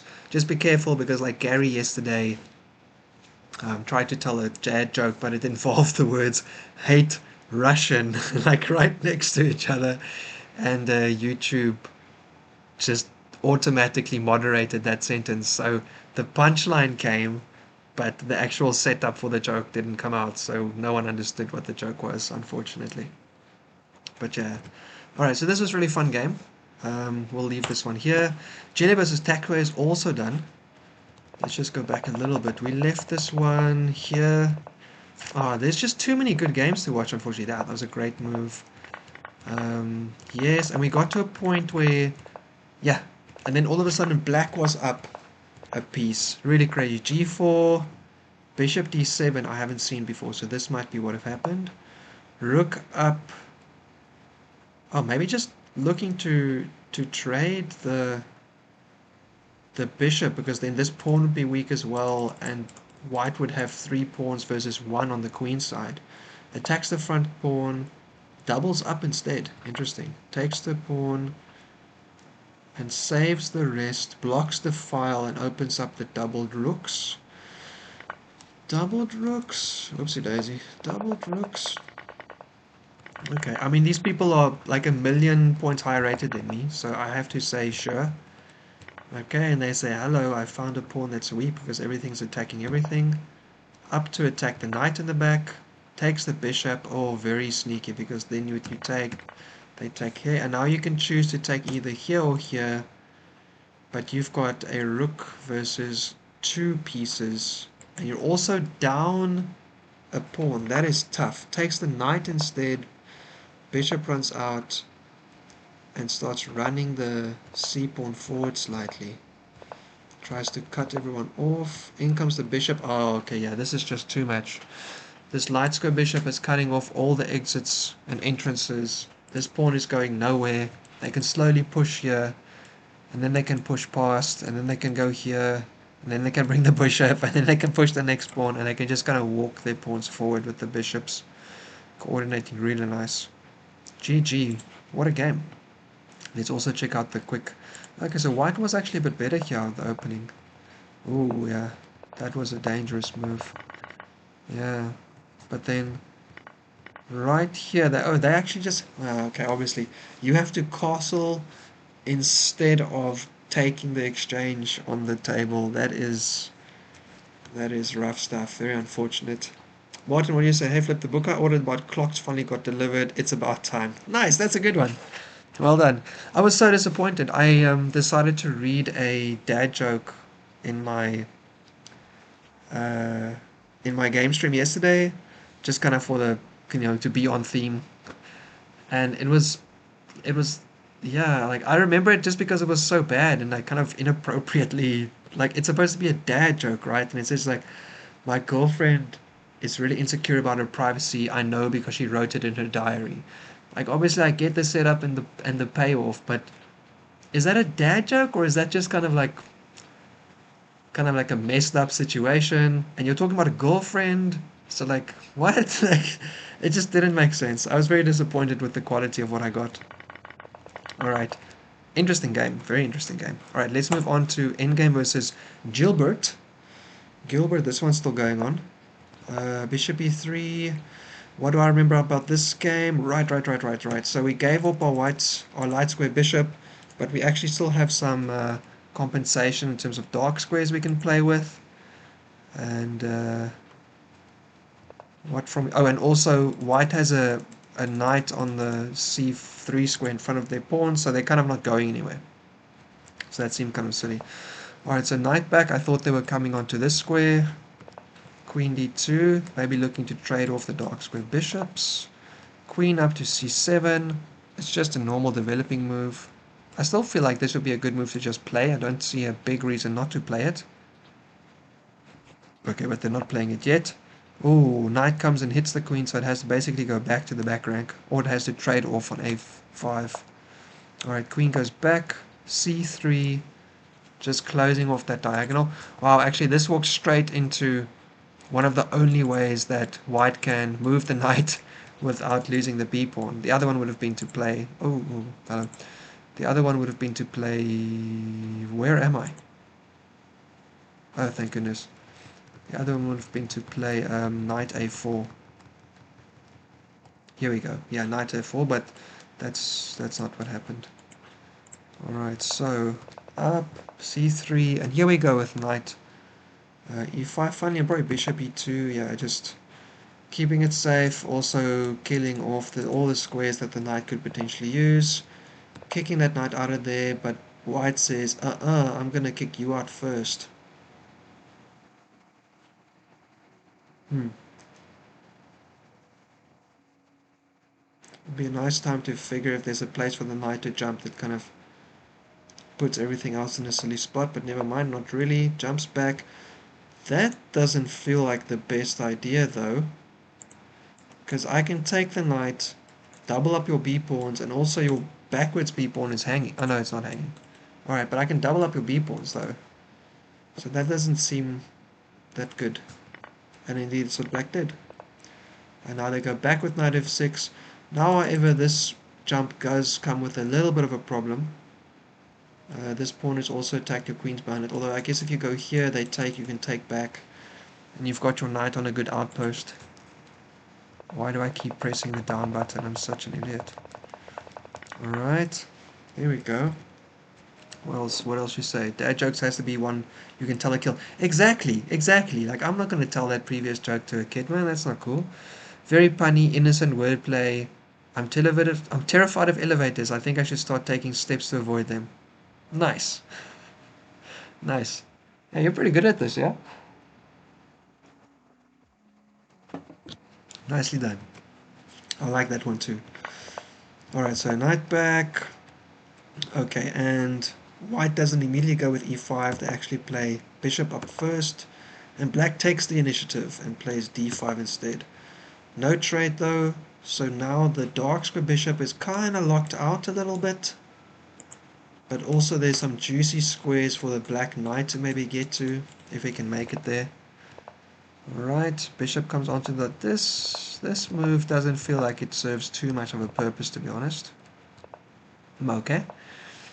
Knight comes, it is looking at this square. b3 would be pretty good to stop it, and indeed there we go.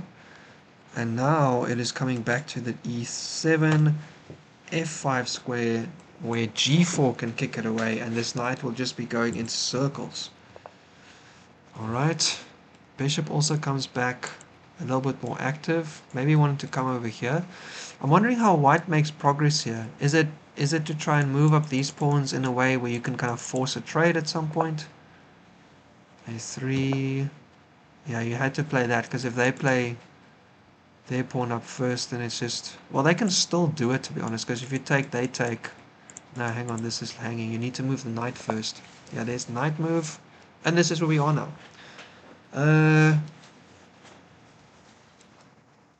I actually think for white you play a5 first. Just locking these two pawns up because they can't move. And then you play b5. And you can take twice on the a file. So they have to take... And then after they take, you can play b4, solidifying your pawns, and then you can still take that b pawn later.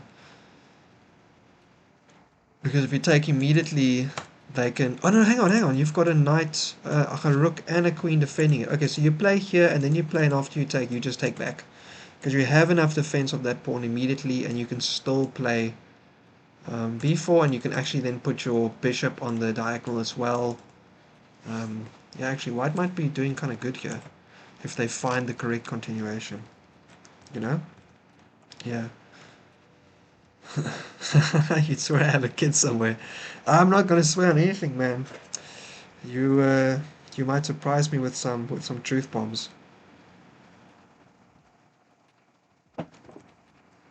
Okay, so we'll wait to see if white can find a5 here. Looks like a good move for them, or if they find some other way to continue, maybe a rook over to the c file. What I don't think they should do is play b5 because b4, because then white can just black can just play a5 and kind of like say never mind, nothing's happened here. Okay, hang on, they did play something. Oh, interesting. They just played bishop over immediately and just traded off for the knight. Okay. Now queen can take or rook can take. And then I guess they're still going to continue. I don't like that. The knight didn't have any amazing squares to go to, I think. I think that the dark square bishop was kind of managing the situation really well. I mean, it's okay, probably. This dark square bishop is a little bit out of the game, but it could come into the important area with just like a quick backwards move here, so I don't think it's too difficult to get it active again. So I'm not the biggest fan of the trade. Alright, let's see. Slugman. Game aborted. Never mind, this game never started. Let's see if Slugman is playing. Oh, they are playing. Maybe they just redid the game. Playing right now. Okay, they just messed up their colors maybe. Okay, so here we go. Slugman is white versus Solar Boy. C4. Little English. Knight f6. G3. Okay, this might transpose to a Catalan. E6. Bishop. Fianchetto. D5. Very good. And here I think a lot of people like take, and then I think I have this position a lot. And then white takes, and I take and play c6 and put my bishop out and just play a game.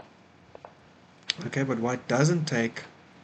White's basically playing a Catalan with a move order change. If you take, it's like the Queen's Gambit accepted, where like knight e5 opens up the diagonal, hits the pawn.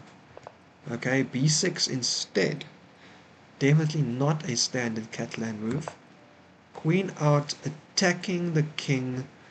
There are so many ways you can block this though. I don't know how much that really matters. But opening up this diagonal is a bit dangerous for black. I don't know if that's what they should have done. This is quite good though. Although it does obviously have this diagonal extra weak. Blocking with the queen might be good. I don't exactly know what white's plan is here. Blocking with the knight instead. Knight block might also be good for c5. Knight e5. I lost the Catalan game last season like this, so I feel like white has to be really, really careful with what they're doing right now. Careful not to get too excited with this attack and then just end up losing. I actually got into a position where I was losing either my queen or getting mated, basically. So I had to like give my queen for a rook. It just got worse. It got worse than that after I lost my queen for a rook. On the D file. Or on the C file. One of these files is where the problem was. Okay, now bishop gets fianchettoed on the diagonal. But it's not defended, so you still can't take the pawn. Castles. Now this bishop is defended, yeah. Other bishop out. this looks like a fun move, hitting that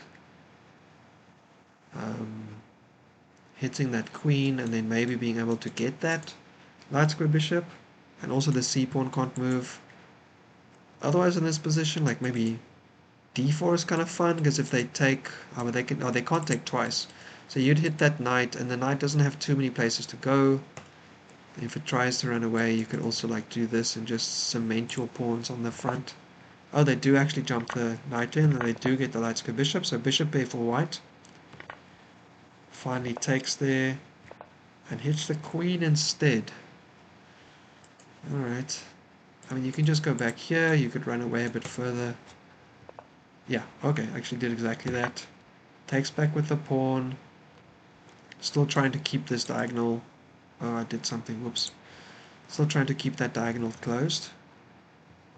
Okay. d4 now. So yeah, we're basically just transposing into the Catalan setup.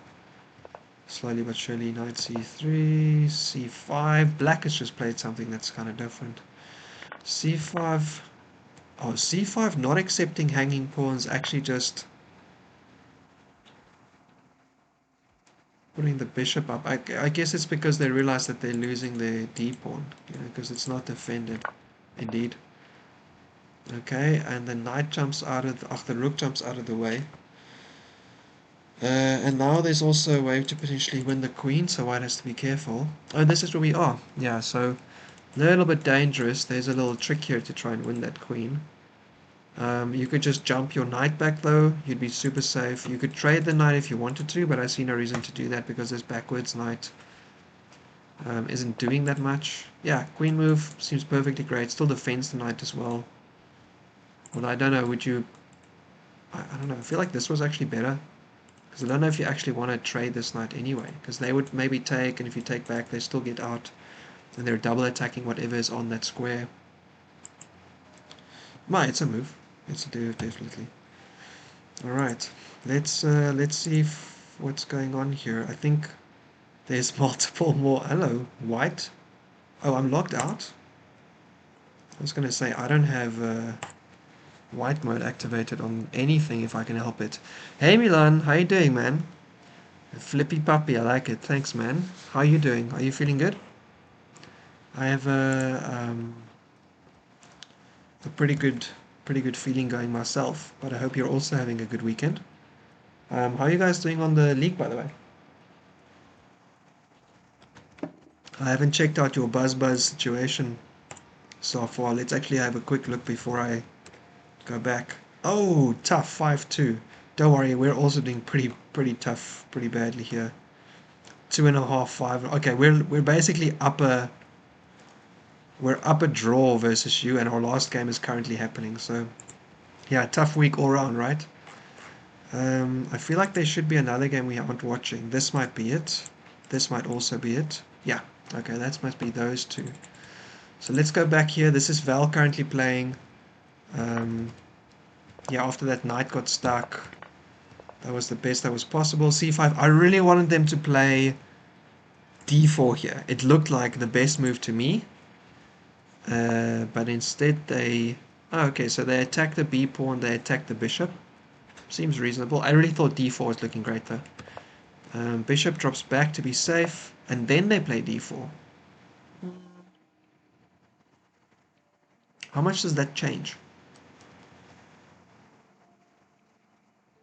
Not too much actually. Okay. A little in-between move. I'm glad to see d4 on the board.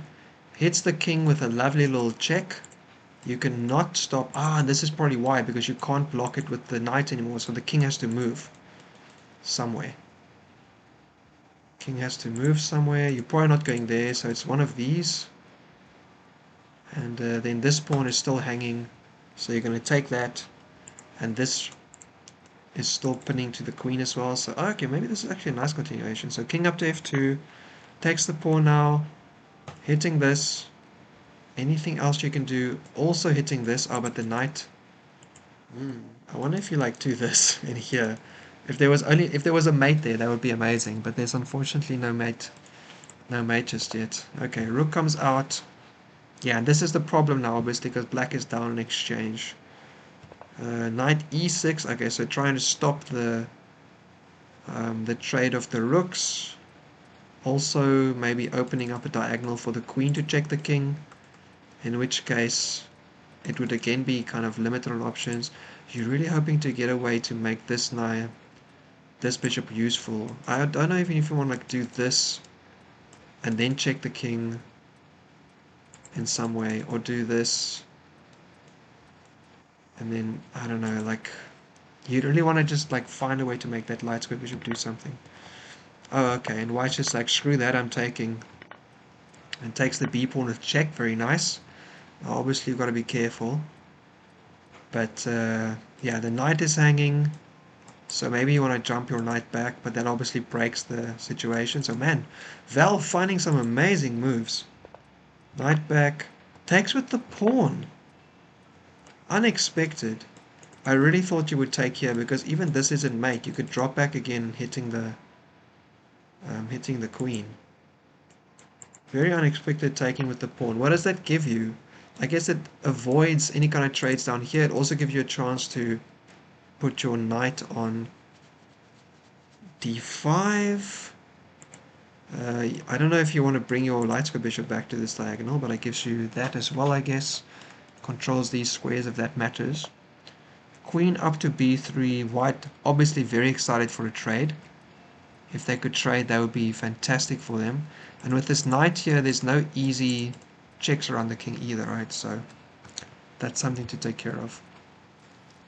Yeah, first loss for our team. Milan, don't worry. We've all been there. Our team also lost last week. You guys have been doing really good, but I guess Fantastic Blunders are kind of starting to run away with the season a little bit. I didn't look at their result, but yeah, things happen.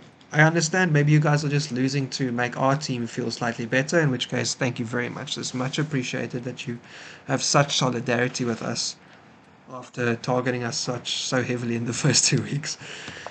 Okay, queen up still. Oh, also hitting the h pawn. I like that. Also protecting this a little bit more. This pawn is hanging, but I don't think that matters. And also with this, that would be even more fun, because then you could, I don't know, something and some other thing. This would give you some checks around the king on this side, maybe. Takes there, takes there, takes there. Does check the king. You can now protect the king in a few different ways. This would be a mistake for sure, though. So you're probably going to do either running backwards or putting your knight up. Okay, runs backwards. And this is where we are. Oh, what to do? I actually wonder if you want to put your knight onto t5. I feel like that might be a good move.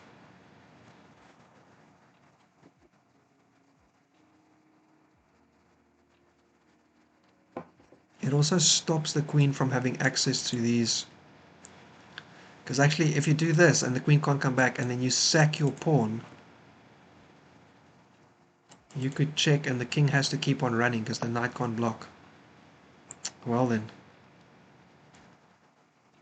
Here, here, here. King would go somewhere.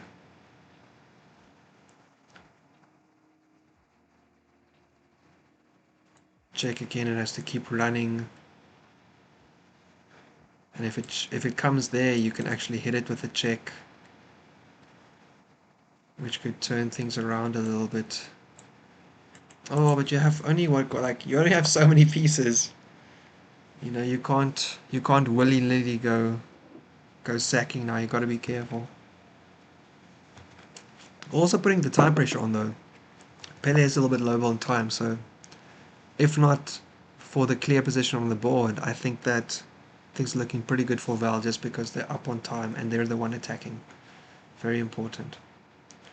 Yeah, this rook actually still is doing absolutely nothing. This queen, I mean, long term obviously White's winning, right? They have the exchange, they have a passer on the A file, but the queen is currently doing nothing. So, and it can't come back into these diagonals, so can't come back here either. Actually, wow, that move was pretty rocking. So maybe this move for them to just be able to bring the queen back completely. Also would help guard that square a little bit. What about playing G?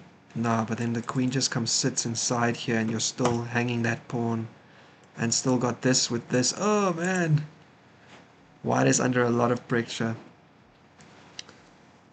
Oh yeah, white also saw 95 looks good for black, so I think they were aware that that move might be coming. But how to find a good continuation for them?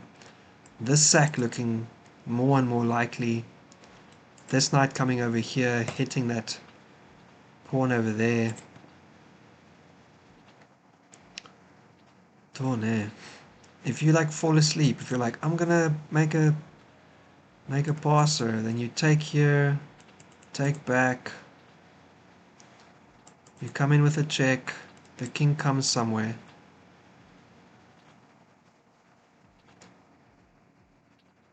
If he comes here, you can check him again.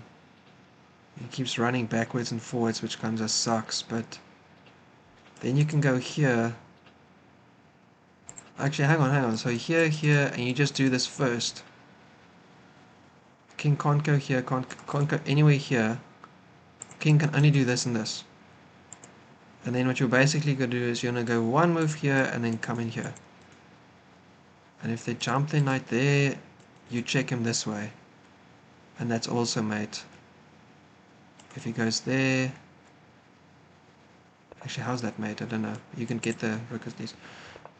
Rook EC1. Oh, they're trying to come at the king this way. So if you take now...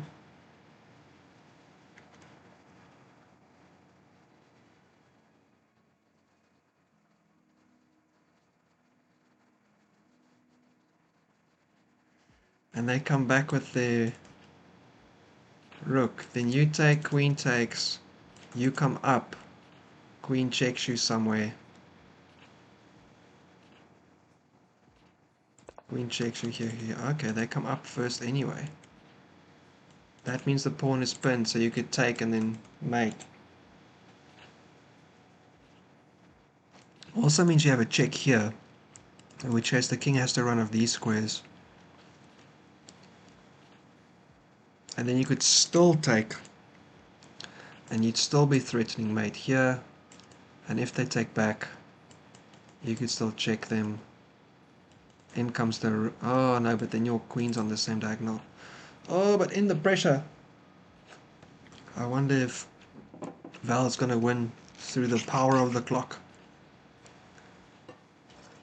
Here we go, the last little bit. Kaketoe Pako, that's an interesting name. Oh, down to 30 seconds for Pe-lle. White is feeling the pressure big time. This quiet queen move with the threats that it comes with is making them uncomfortable. I think they're just going to end up playing their plan though.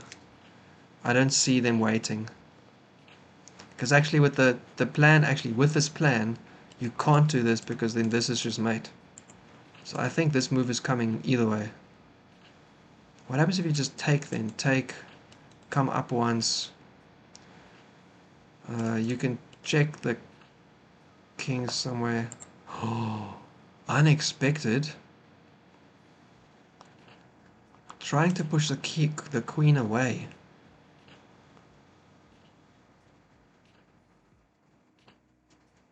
Where are you trying to push the queen? And why? If I go here, your knight's hanging, you have to move it.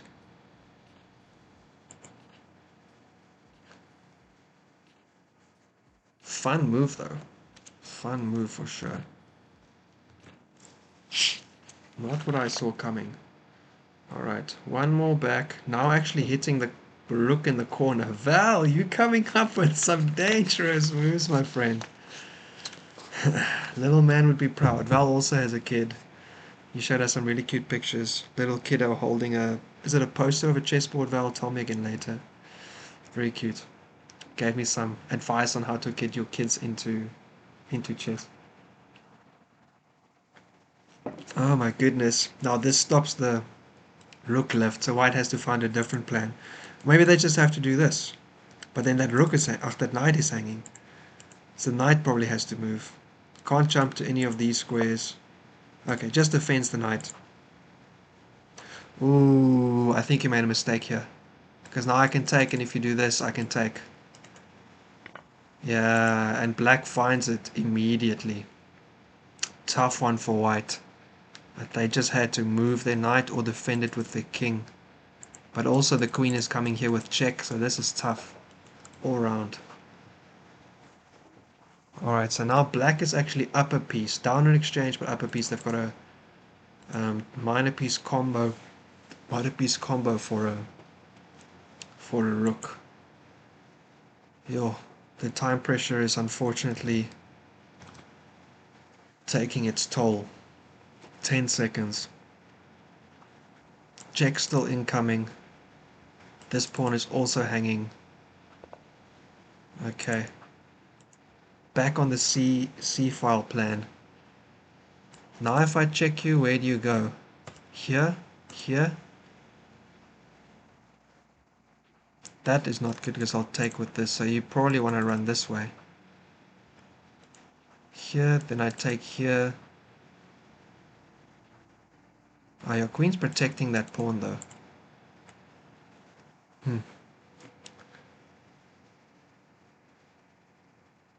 If I take this way, I've got the same plan again. So that's dangerous as well.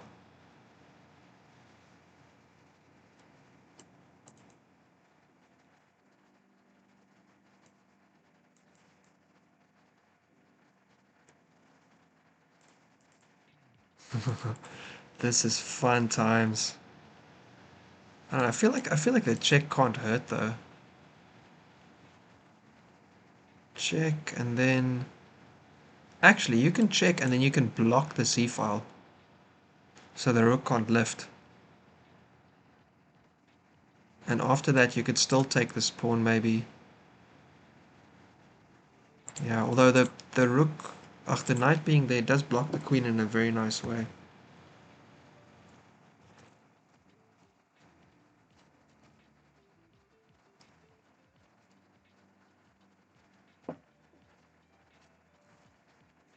Okay.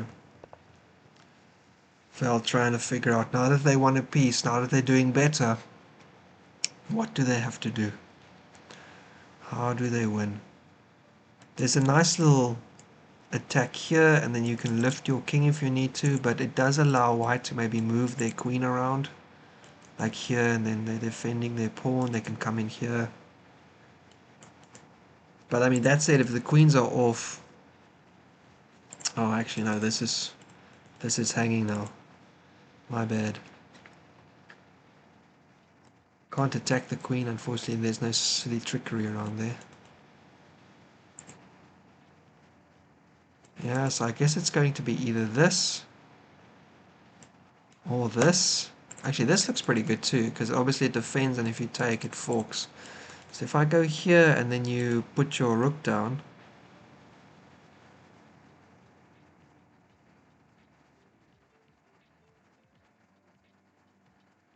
what if I check you then? If you take, I can check you again, you can come in here. I need to get to this square to check you a second time though. So here, here, check here, you... Where do you go? You can't go here, here, here. You have to go one of these, right? Oh, unfortunately my bishop isn't protected because otherwise I would fork your queen and king. Tough spot.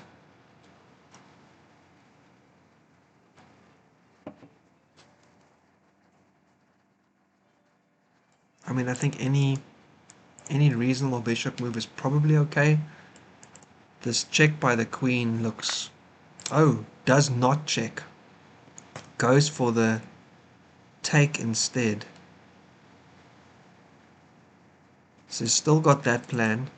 And what happens with this?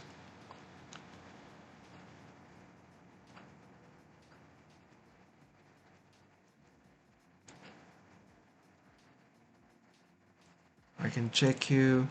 You can run away.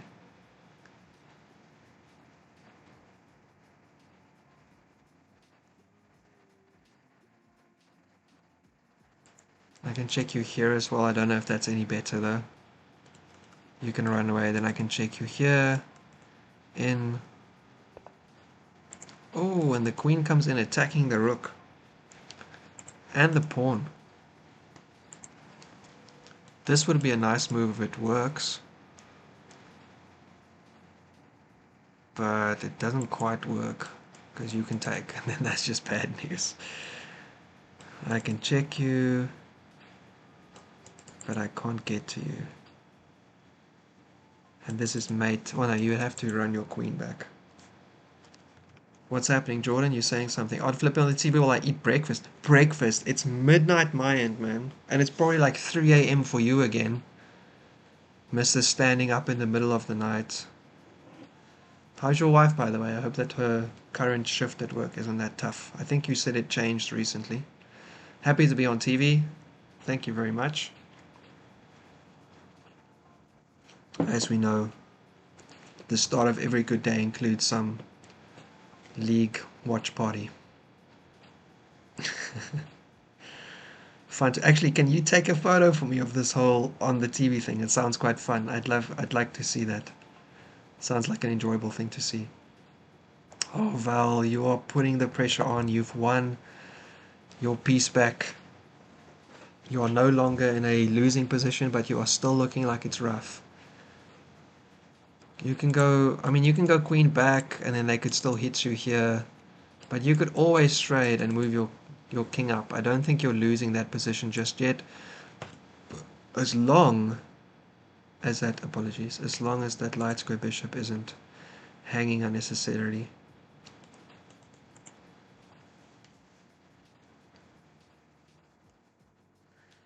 Your queen's in the wrong spot to...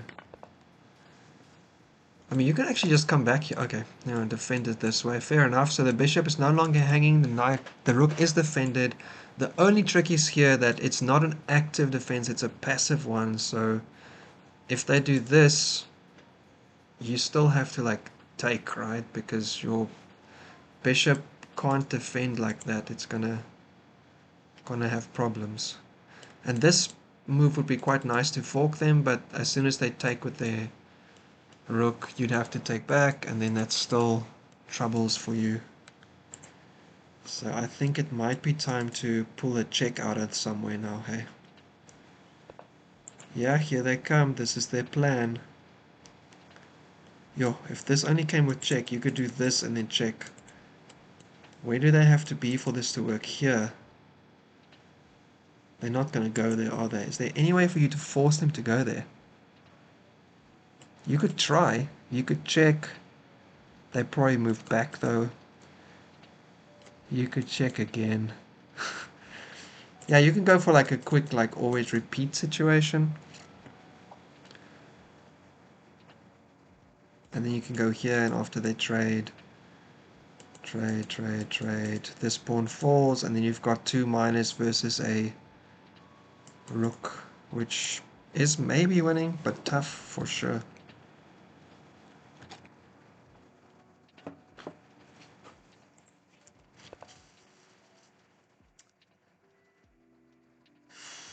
What else can you do? You can drop your knight over here. Oh, but this isn't working because of that. Yeah, your king position is just a bit rough. And also they've got this guy that can come up.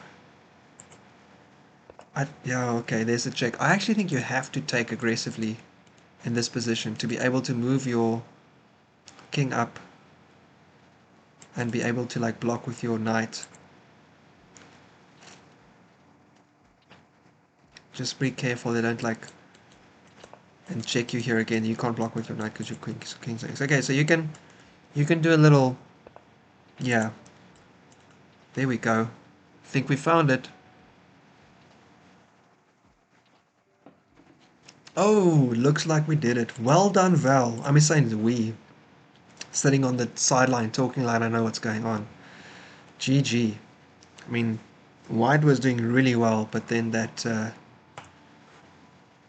end game time situation just got the better of them. That was a tight game. Well done both players. Very, very interesting. Yeah, they were crushing it. Well, there was apparently a spot where they dropped their advantage by taking. Yeah, I don't think anyone saw this being the move that like won. But oh, I guess the point being that you can take once and then the pawn is stuck. Yeah. But anyway, and then here, yeah, actually, I mean, this looked like the plan. I'm kind of confused why they didn't just go for this directly. Maybe they saw something. Maybe they saw ghosts. I'm not sure, because that did look like the plan they were going to do. But then they played g4 first. And here, yeah, they just dropped the piece, unfortunately. And here they apparently made it worse. I mean, I didn't quite see this. This fork was kind of lost to me for a while, but GG. That's why I'm not the one playing right now. Very, very nice. Black has KG4, if given 4 and queen for the pick up the rook. Yep. Okay, Jordan, you did see it. Well done. So, GG guys, and well done, Val.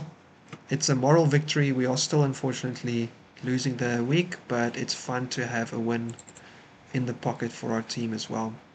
Alright, so that game's done. Sacwin's done. This game's done. This game's done. Endgame versus glbert is still going.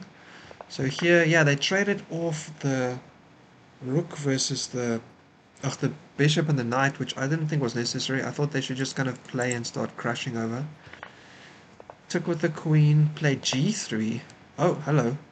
Okay, draw agreed. Okay, g3. Okay, so white probably wasn't sure exactly how to open up this queen side. Here comes the bishop being more active. Now you have to play there, then they play there. Yeah, that's the way you didn't want to do it. You wanted to play a pawn first, I think. Yep. Now black is kind of closed off the queen side. Brings in some more pressure and locks off the rook. Well done. Great move. This one was very good. Well done. Good find. Okay. King up. Bishop over. Rook up. Queen down. Queen down. King over. Oh, hello. Are we just... Oh, and offered a draw. Hang on. Did black offers a draw and white accepts it? Did black off... You... Okay, well, I guess it doesn't matter, right? In over-the-board tournaments, you can't offer a draw until you've made your move and hit your clock. So you have to make your move, and then you have to say, I offer a draw, hit your clock. Because you can't offer a draw before showing what your move is, and you have to hit your clock, because a draw acceptance is your opponent's move. So if you say, I offer a draw, and you don't hit your clock, then they can just kind of sit there and watch your time run out. So black, I guess, offered the draw kind of... well, no, I guess queen f3 is on the board, so they did offer it in their turn. They just didn't make a move. But yeah, that doesn't really work out for online that well. So fair enough. Doesn't matter. Whatever. Forget the whole rant. Bishop x e7 was shocking. I was also shocked. I don't think that was a good move. Let's see what the analysis said, though. Because I thought white was doing better. Over here, probably. Yeah. I thought a5 here, though. I wanted to play this. And then I wanted to play this. Oh, okay. Apparently it wasn't specifically winning. Well done, both players. Very, very flat. There's like a -1 for a little while for black, but not really anything. 94, 95% according to League S. GG. Nice game, y'all. Not bad at all. Not bad at all. Slugman is still going. So after they took that pawn, oh, this is the Catlan with the move order changed. Queen was off diagonal, and knight's coming. Knight's... Oh, knight has no moves. This is the only option they have for a move. Pressure on the d4 knight, comes back to c5, more defense, and comes and forks the queen and the e3 pawn. That's dangerous. Takes with check though. queen takes, and then queen d3. Pretty good. Pretty good. Pretty dangerous in this case. If the queen wasn't there and the bishop wasn't there, then you could... And also if the knight didn't jump backwards. Never mind, there's too many things that have to happen for this to make any sense. Queen over attacking the queenside pawns. Black says, all good, you can take my a pawn, I'm going to take your e pawn. Between the 2 I think the e pawn matters more because it's around the king and because it's a rook taking, so it's more active. Oh wait, but hang on. Couldn't you just take here immediately, then take there? Take here, they move, take here, they have to take back, then take there. And you're just kind of like crushing... Oh, take here. Oh, because the queen has to move first. Right. Okay, yeah. Because this is looking dangerous. Take there, take back, I take. I've got things trained on your f-pawn. Okay, white's got to be careful here. This could be tricky fast. Okay, blocks it off.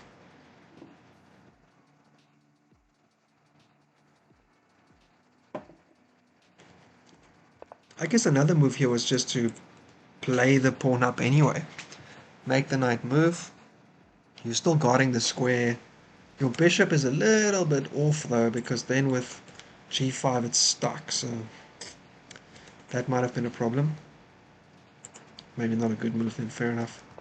Bishop e3. Alright, we've got 2 other games we haven't actually looked at either, so let's just look at this quickly. Cobra 09 versus TTotr. So don't know that.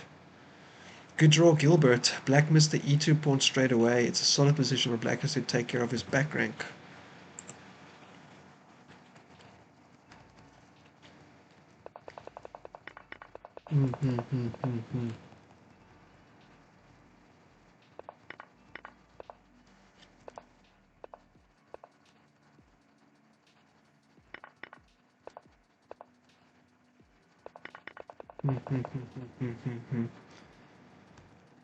Yeah, if white can keep the bishop here, it should be a good position.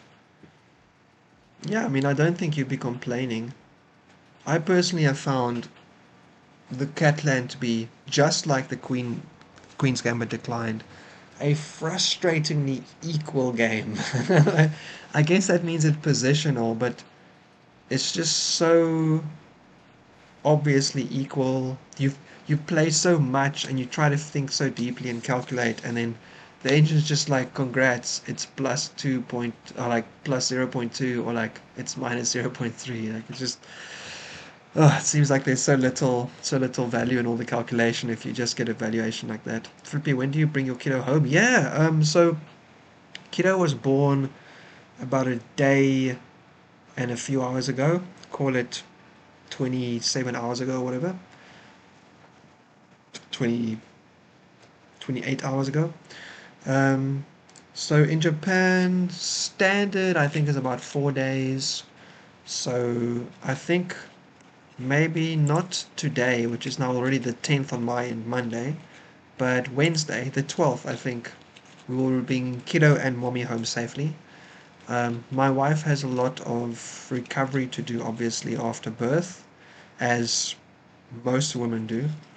It didn't help that she married a Caucasian guy, so the average size of the baby is slightly bigger than the average size on Japan's side, so didn't add any ease to the birth, but we got through it naturally and avoided the C-section, which was our hope, so we're very happy about that. Hey Val, streaming on day 2, like, that's so great. Yeah, man. For another moment of a nice video in the future of a rather young version of his dad talking about chess. Yeah, I guess hope they find it interesting to look at and not just like, what are you doing? Why are you not around? But yeah, man. Bobs can't currently be at the hospital, unfortunately, so he has to keep busy at home, and this is one of the things he does. Don't tell mom he's up late, because he did say he would go sleep, but so yeah. Now, so I'm very excited to bring them home, but it's not yet, unfortunately. So we're still waiting a little while. What's this? Oh, here's another game that just started. E4, E5. This was a Scotch. The B pawn. Yeah, we saw a very similar thing last week actually. D5 is the main move. Takes, castles, castles, bishop G5, C6, H3. This is looking pretty solid. Everyone seems to be playing quite good. Yeah, and this was interesting, but it does turn out that black taking the knight apparently isn't that great. H3, queen F. Ooh, putting a lot of pressure on here. This is a bit dangerous. You might want to actually bring your bishop back in this case. Uh, not sure if that move really helps. Oh, I guess it does open up the B pawn as a weakness. Fair enough. All right. Still think that this knight could just get kind of chopped off now, though. Kind of try and give black some more pawn weaknesses. Rook over. There we go. Yeah, okay, so I think white's gotten a little bit better out of the position than black has, although not the biggest difference just yet, but, you know, late game, this pawn structure is not going to be that good. White's got two very clean pawn islands, right? So that'd be pretty good. Oh, sorry, yeah, it's a boy, it's a boy. Little man. Little man is a boy. Very cute boy, obviously. I think that my kid is the cutest ever. Also, not crying. Well, I've only actually gotten to spend time with him twice now. So, obviously, at birth, you normally expect a kid to cry a fair bit. My wife went through a very extended epidural with accelerator meds, though. So, when baby was born, he wasn't really crying that much. Or much at all, which was a little bit concerning, but turns out that all the tests came out pretty good, so we're very happy about that. And because of the epidural, sometimes kids are just a little bit too out of it because some of it kind of gets to them as well. So not too bad. He's eating and everything else very well, pooping his pants, classic times. And today also went to visit. We got to try and breast and bottle a little bit. I got to hold little man and feed him a little bit, which was really nice. So yeah, looking fantastic, man. Really excited about all of it. Yeah, all the advice welcome, by the way. Really appreciate the fact that so many of you already have children. Happy to finally follow, as I think I'm at 37, turning 38 in 2 months. I'm not the quickest on the road, but yeah, glad to be there. We have not officially decided the name. In situations like this, the ideal would be a name that works in Japanese and kind of English Western world as is. Alternatively, I guess a name that is kind of semi-translated, which there was already one option. And the other one, because we're on Japan, we would maybe just give our kid a Japanese name.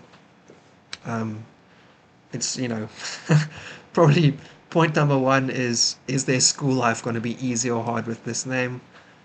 Being a international couple kid um, in a country like Japan, there are quite a few of them. It's not the easiest life. There's a lot of so who exactly am I kind of identity stuff that's waiting for them down the line. So yeah, the easier we can make life by picking a name for them that's going to be easily accepted into society, probably the better. So we're also thinking about stuff like that a little bit. So yeah, the name will come in the next few days, probably before we leave the hospital.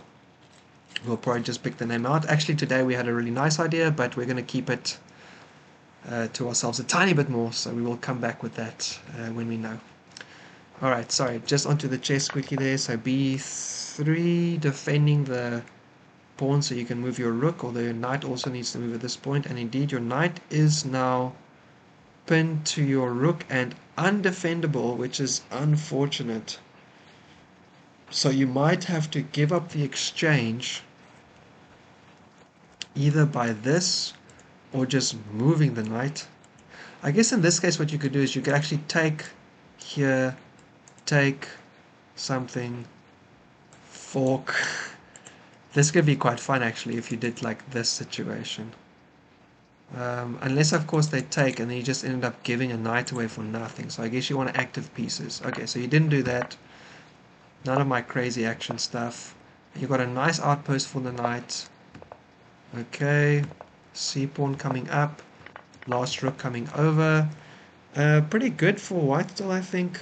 Even down the exchange, there's only 2 open files. Not so many ways for black to take advantage of their that rook that they have, right? So, yeah, f4. I guess so.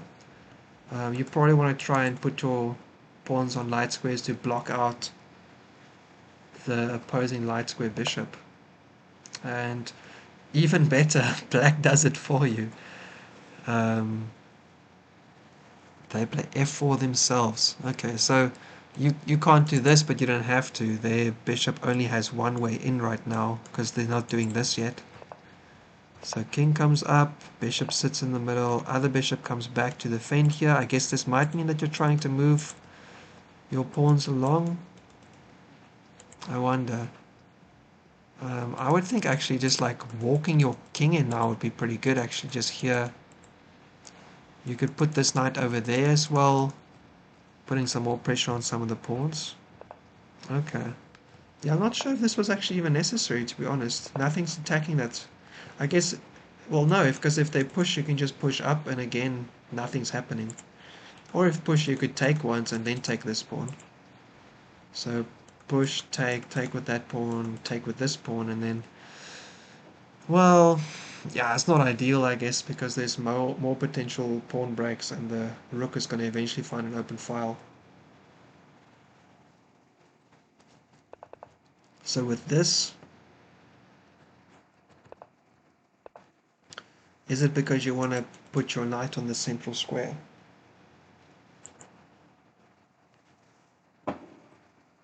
Maybe.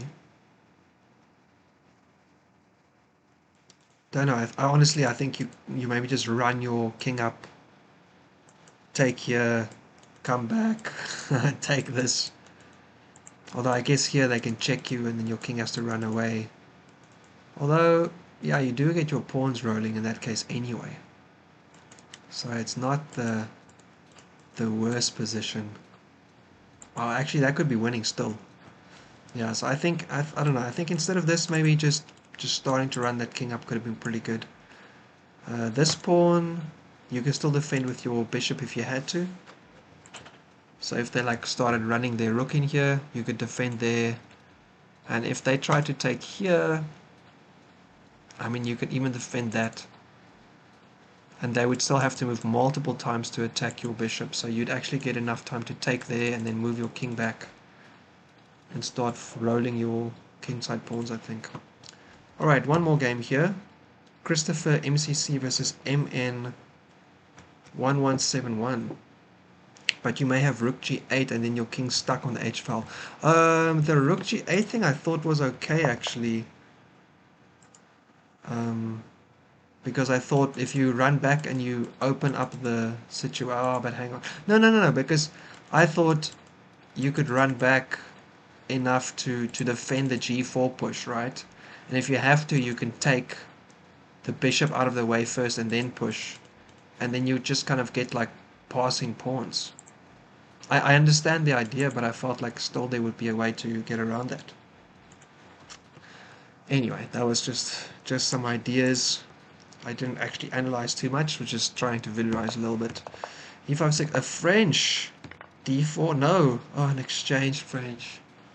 I actually stopped playing the French just because the exchange was so common, and I could only find so many plans that seemed kind of worth it at all. It's just kind of boring. I couldn't find, and it's not like it actually is a boring position, it's just if you play the same position so many times out of your opening, it gets kind of tiring. And the Sicilian has got so many different variations, right? So it's not like there's like an exchange Sicilian that everyone plays. But there is an exchange French, unfortunately, which is very, very common. Oh, this is the... Is this like a 2-word with a hyphen attached opening? Yeah, I think so. Let me actually double check what the name is. Oh, the Monte Carlo, it's not attached, but it is 2 words. At least I got that part. Yeah. We'll see. But do you have time to defend the g4, the bishop and f-pawn and rook block g4? Yeah, I thought you would trade off the bishop, and then you would trade off your h pawn for the f pawn, because yeah, the bishop and rook do stop it. So you play g4, they take with the f pawn, you take with your h pawn, and then they've got an isolated h pawn, which you've already taken it, and you've got the fg pawns versus the f pawn, and a bishop kind of slicing across the diagonal, which seemed kind of fun. Yeah, I guess it could be one or the other. I get bored of playing the same position. Yeah, I guess so. The French is narrow, you'll get the same position over and over.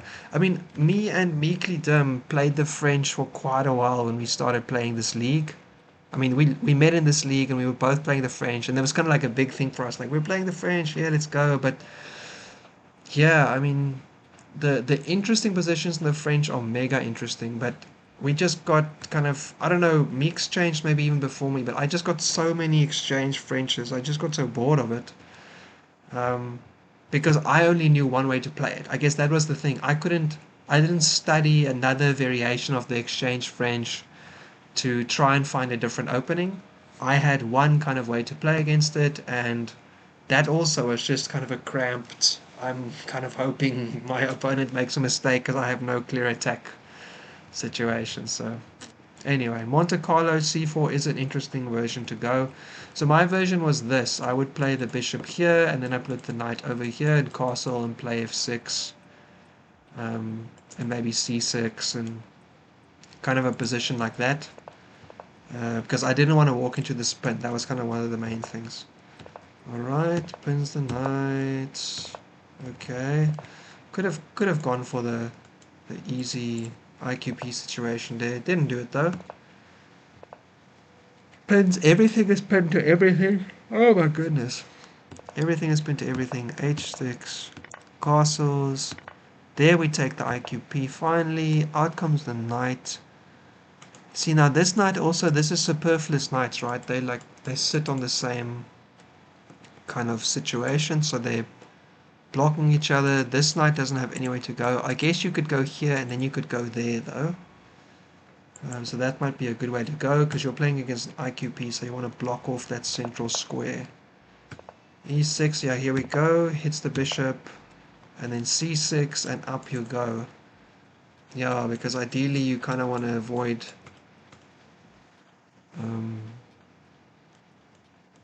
actually, yeah, here, oh, G4, I was going to say, in this case, this is very dangerous, because if all of that happens and the queen ends up here, then you can take the knight, and you can either mess up their pawns with queens on the board, or mess up their pawns without queens on the board, so G4, exciting times, sacks it, hello!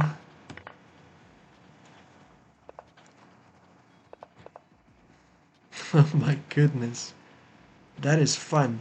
I actually wonder if I would have gone here so I could try and go around like this. I mean, I don't know. You kind of, I'm not sure where you want to go with this. Attack the knight? Like here and attack the knight? Alright.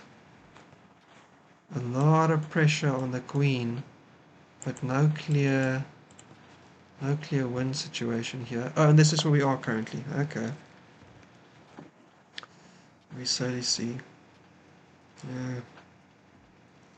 I want to try and make National Master or OTB chess generally. I would probably force myself to stick to a set openings and master them. It would be fun. But I know wouldn't work. I can understand that as well. I mean, I'm in Japan, so my OTB options, well, again, no, I should rephrase. I'm in Japan, in Osaka. So my OTB options that are feeder rated are very limited. There's three FIDE rated events in the middle of Japan every year. There are a few more over in Tokyo, but I'm not there, so most of the chess tournaments unfortunately are there, although the new kind of management of the chess federation in Japan do make an effort to kind of grow the game across the country, support the clubs who are running tournaments around as well. But yeah, FIDE options are slightly less. So yeah, I don't actually have that option anyway. But I don't know. I mean, do I stick to my openings? So. I've always tried to evolve. I used to play the French in E4. Then I switched to D4 and the Sicilian. I mean, I dabbled a bit in like the King's Indian attack. Found that I was really bad at it. Um, I don't think I actually played anything else as black because Sicilian was also already just so much stuff, so I didn't. I played maybe like one or two different Sicilians because there were so many variations you have to learn, like versus this one and this one or whatever. But yeah, but I have kind of thought like, oh, and then obviously after with E4 D4, I started playing the Queen's Gambit Declined, and then I started playing the Catalan was one of the recent changes I made. Started playing the Catalan last year. That was really fun. So yeah, I do try and kind of pick up a new opening now and then. It's nice to progress your game. And there's every time you learn a new opening, there's actually so many things that overlap, right? Like, oh, hang on, I know this pawn structure from that opening. Or hang on, I know this pattern because it happens there. So yeah, it definitely kind of I feel strengthens your overall, or at least theoretically strengthens your overall chess by learning different openings. Although you have to be active and actually remember something for it to matter, right? Yeah.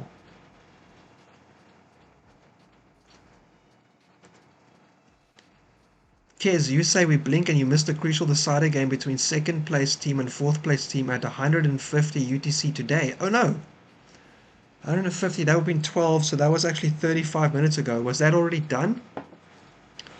And then Jordan, you said, yeah, the only way to really play federated is to play larger national events in the 2200 section here in the US. Oh, okay. And then Guitar Sputter, I changed my opening quite a bit in Blitz, but I try to stay with one choice for longer games. Yeah, Guitar Sputter, you're easy to prep against because you play the same stuff in longer controls, right? So yeah, that's nice. That right, never be able to attempt to reach CM and go for an M.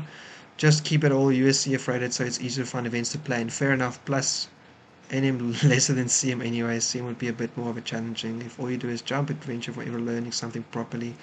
Yeah, I mean, the other thing is it's all kind of down to how you like to play. Like, fair enough, learning openings, sticking to them, learning them deeply makes you really strong. But if you play multiple openings and you're just kind of like being flexible in who you are on the board, I mean, if maybe it makes you pretty good. There are people who don't play like heavy set openings, I think, and just are generally pretty good at chess, right? So I know a local friend here in Japan who doesn't really play anymore, but he used to play. He was like a junior champion here and stuff. Um, I don't know if he always played specifically big openings or just kind of like a lot of sidelines and stuff. You know, it's kind of difficult. But I do envy you guys a little bit with all of your tournaments over in the US. You see, queen up, takes, queen d3, getting out of the pin, and here we are. Okay, just making sure. Hang on, so we just actually missed a game? Uh, do you mean this one? Because I actually don't think we watched Nesta oh my goodness. Okay. We didn't watch this one either. Or this one.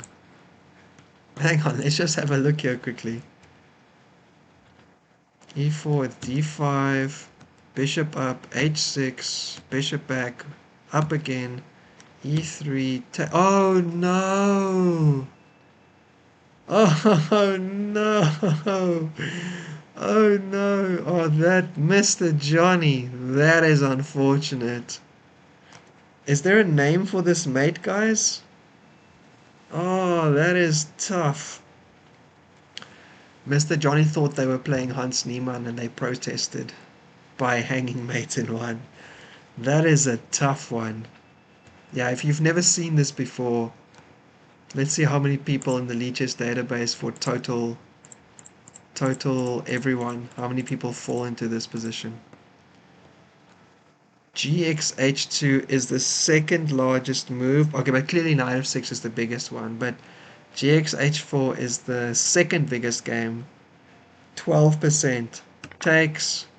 And is there and there's one or two games where people miss the fact they have mate. Ah, that sucks. But okay. Basically 100% find mate. Boom. I'm just going to change my situation back. I like to look at this kind of band. This is really what I consider stuff to look at. Oh, that's tough. The Mistress Mate, is this what it's called? Oh, man. That is toy. Thank you very much. Was it Kez? Kez, was it you came to tell us about this? Yeah, thanks, Kez. That was nice to see, man. We did. I was still talking something something, and we did miss this game completely. Goodness me. Oh, that was a tight one. And this one, Nestor bobsouzabr, did we actually watch this? I feel like I didn't. This was a Grunfeld exchange. Okay. Bishop c4, c5, 92, 96, bishop e3, queen a5, castles. Bishop g4 doesn't seem right. This, yeah, immediately plus 1.2. f3, very good. Bishop back.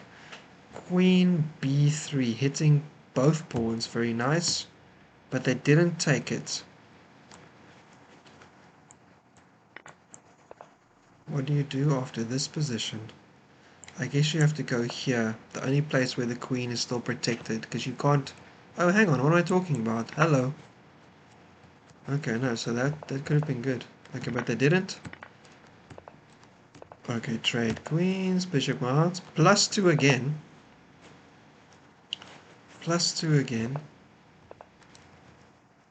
Knight attacks the queen, comes back again, and opens up the long diagonal.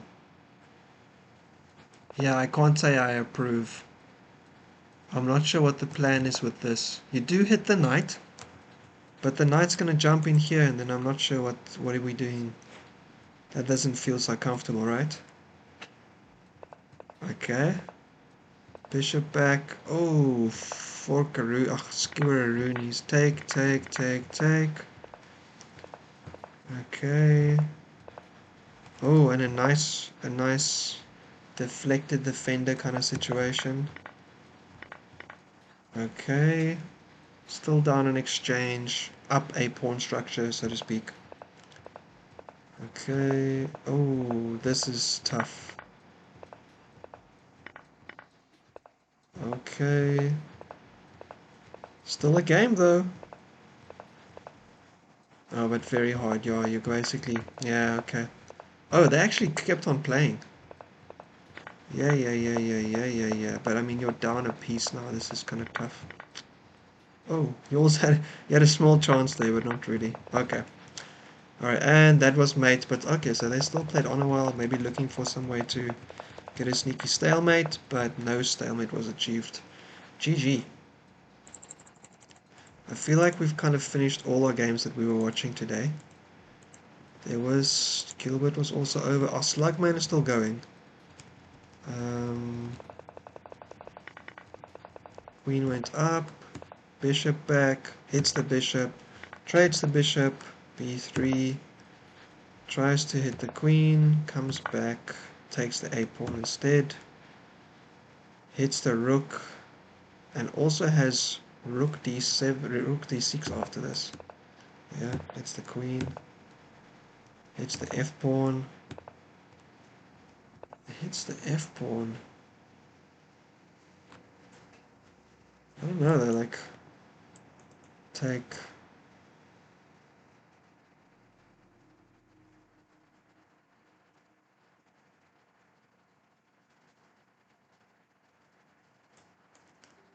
come back here, take, check.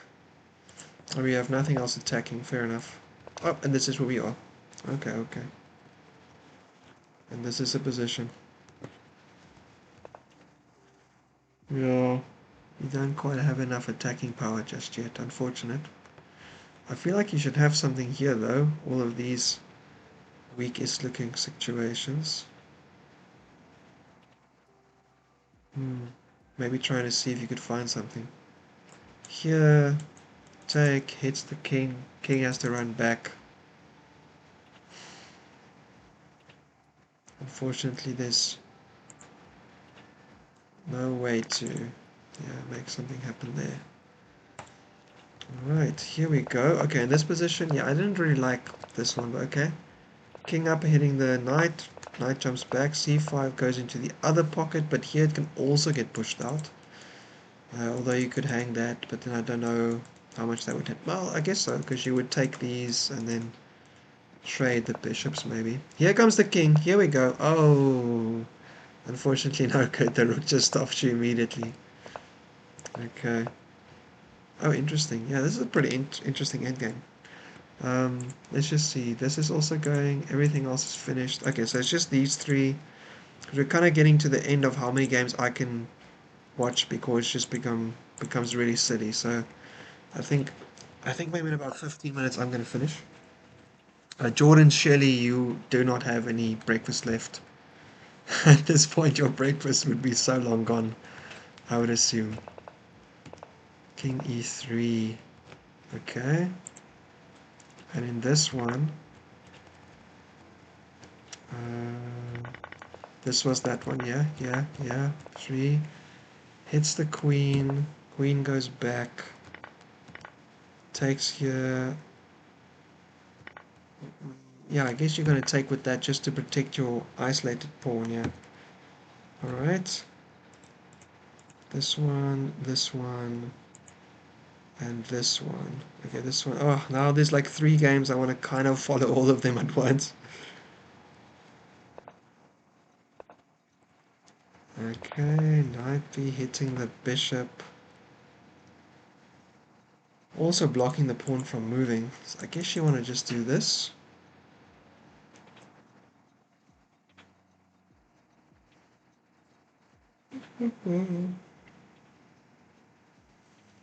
Yeah, I don't know. Do you want to put it on this diagonal? Or do you want to just bring it back this way? The point of this would be to like have some queenside control, but actually you don't. So maybe then he just hits you again. That's tough. Here they take, you take, they run away, and you've got nothing unfortunately, and you can't push because you lose your e-pawn with check. Yeah, that's a tough one. On this side, king up, f check. That seems unnecessary.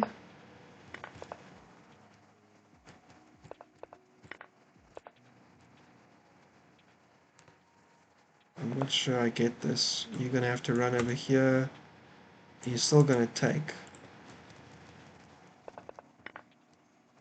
So, I mean, you could have done it here as well. And then have to go back that way. Oh, is it because it was check that you wanted to do it first so that they had to take? And then in between, and then going here hitting the bishop, I guess. Yeah. And now you're still going to be able to take, hopefully. And then you have your own passer to work with. And you can try and put your other bishop here to defend the pawn. Well, actually, this bishop's probably going to go back here, isn't it? Well, if you go here, it has to go there.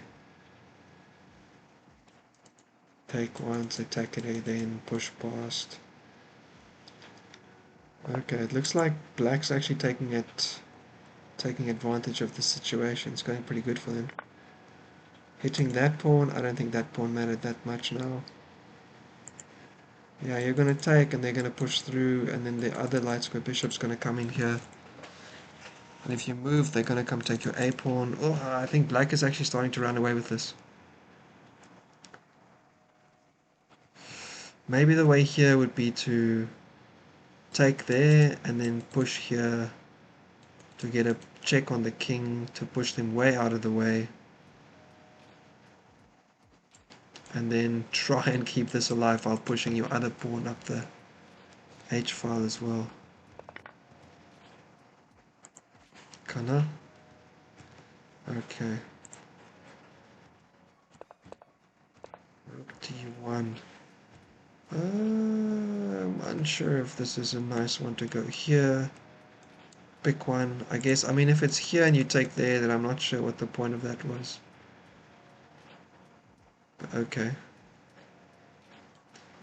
And go here, hitting this square. If you lift, take, you can still go here. Yeah, I'm not sure.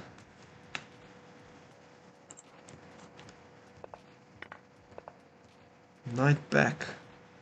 Hits the passing pawn. Also can take these squares short term if they want. If they push, Do you have a good way around? I guess you could block the pawn, but then you would still need to attack it again to take it, so... Or maybe you can, like, if they push, you block it, and then you just, like, walk your king up until the rook has to move somewhere, and then you take it from behind. Because it is a bit hard to defend. Tiny bit hard to defend. Yeah, fair enough. Maybe a pretty good move.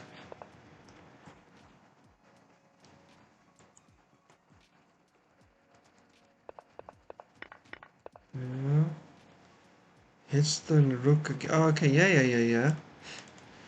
There's a check. And a check again, and a take. Now there's no check. Unfortunate. Ooh, no, never mind. I thought there might be something there. You could run out of the way and hit it with the rook at this point. You can take... You can just run in here. But unfortunately... Oh well, this is double attack then actually. And if it moves, it's got to be careful that it doesn't hang mate there. But I mean, this would cover it, I guess. No, it doesn't, because you go here. This is a pretty great move here for black, isn't it? Double attack that knight.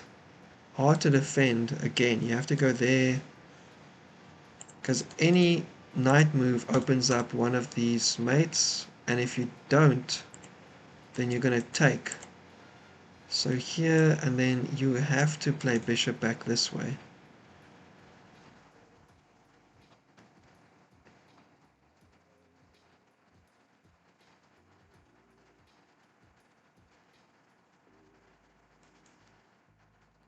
Take some way. If they take with their queen, you can check their king. And oh my goodness, this would be a crazy mate. Look at this, and then you take, and they take with their queen. Rook e1. That would be a crazy mate. That would be super interesting. I mean, these guys are probably too high rated to fall for that though. So it would be here, take. You'd have to take with the bishop, and there just isn't much to it. I mean, you can also just here and then just move the queen in immediately. You don't have time to take anything because your queen's hanging, so... Oh wait, but the knight would hang in the end because it's not protected. Fair enough. Yeah. Oh, back again to slug, man. Up, d1, takes with the top one. Okay, yeah, that's the only one that made sense and does stop. I mean, this is looking very equal now, actually.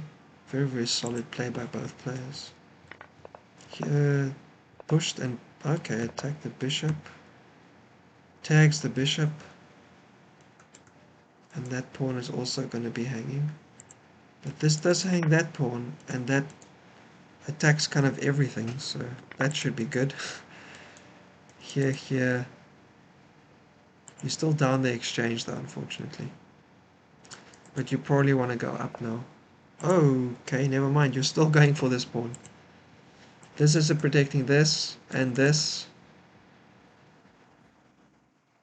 Okay, and this is also now attacking that pawn. This knight is not protected though, so you've got to be careful. Like, you can take and then take this pawn, but this is still going to take too long to push through, so... Maybe black is winning this because of the exchange. Even if the pawn structure is kind of silly. It'll be hard. You have to take care of your A pawn, or your B pawn to take care of their A pawn. Because you need to take care of that outside passer. And then you can kind of, I don't know. Maybe you can try and make some interesting fortress. So queen up. Oh, they hit the queen first. I really wanted to see them do this. This looked like a super interesting line. And just because of that one mate that looked so good. That would be pretty good. Hits the queen. Queen has to move. Alright, I think I'm going to call it. I'm kind of getting to the end of my general energy levels, and I gotta go to bed. I'm still be able to relax a tiny bit at home, but tomorrow I gotta sign up on my official leave paperwork at work, and I gotta like start putting in some details, all kinds of stuff. So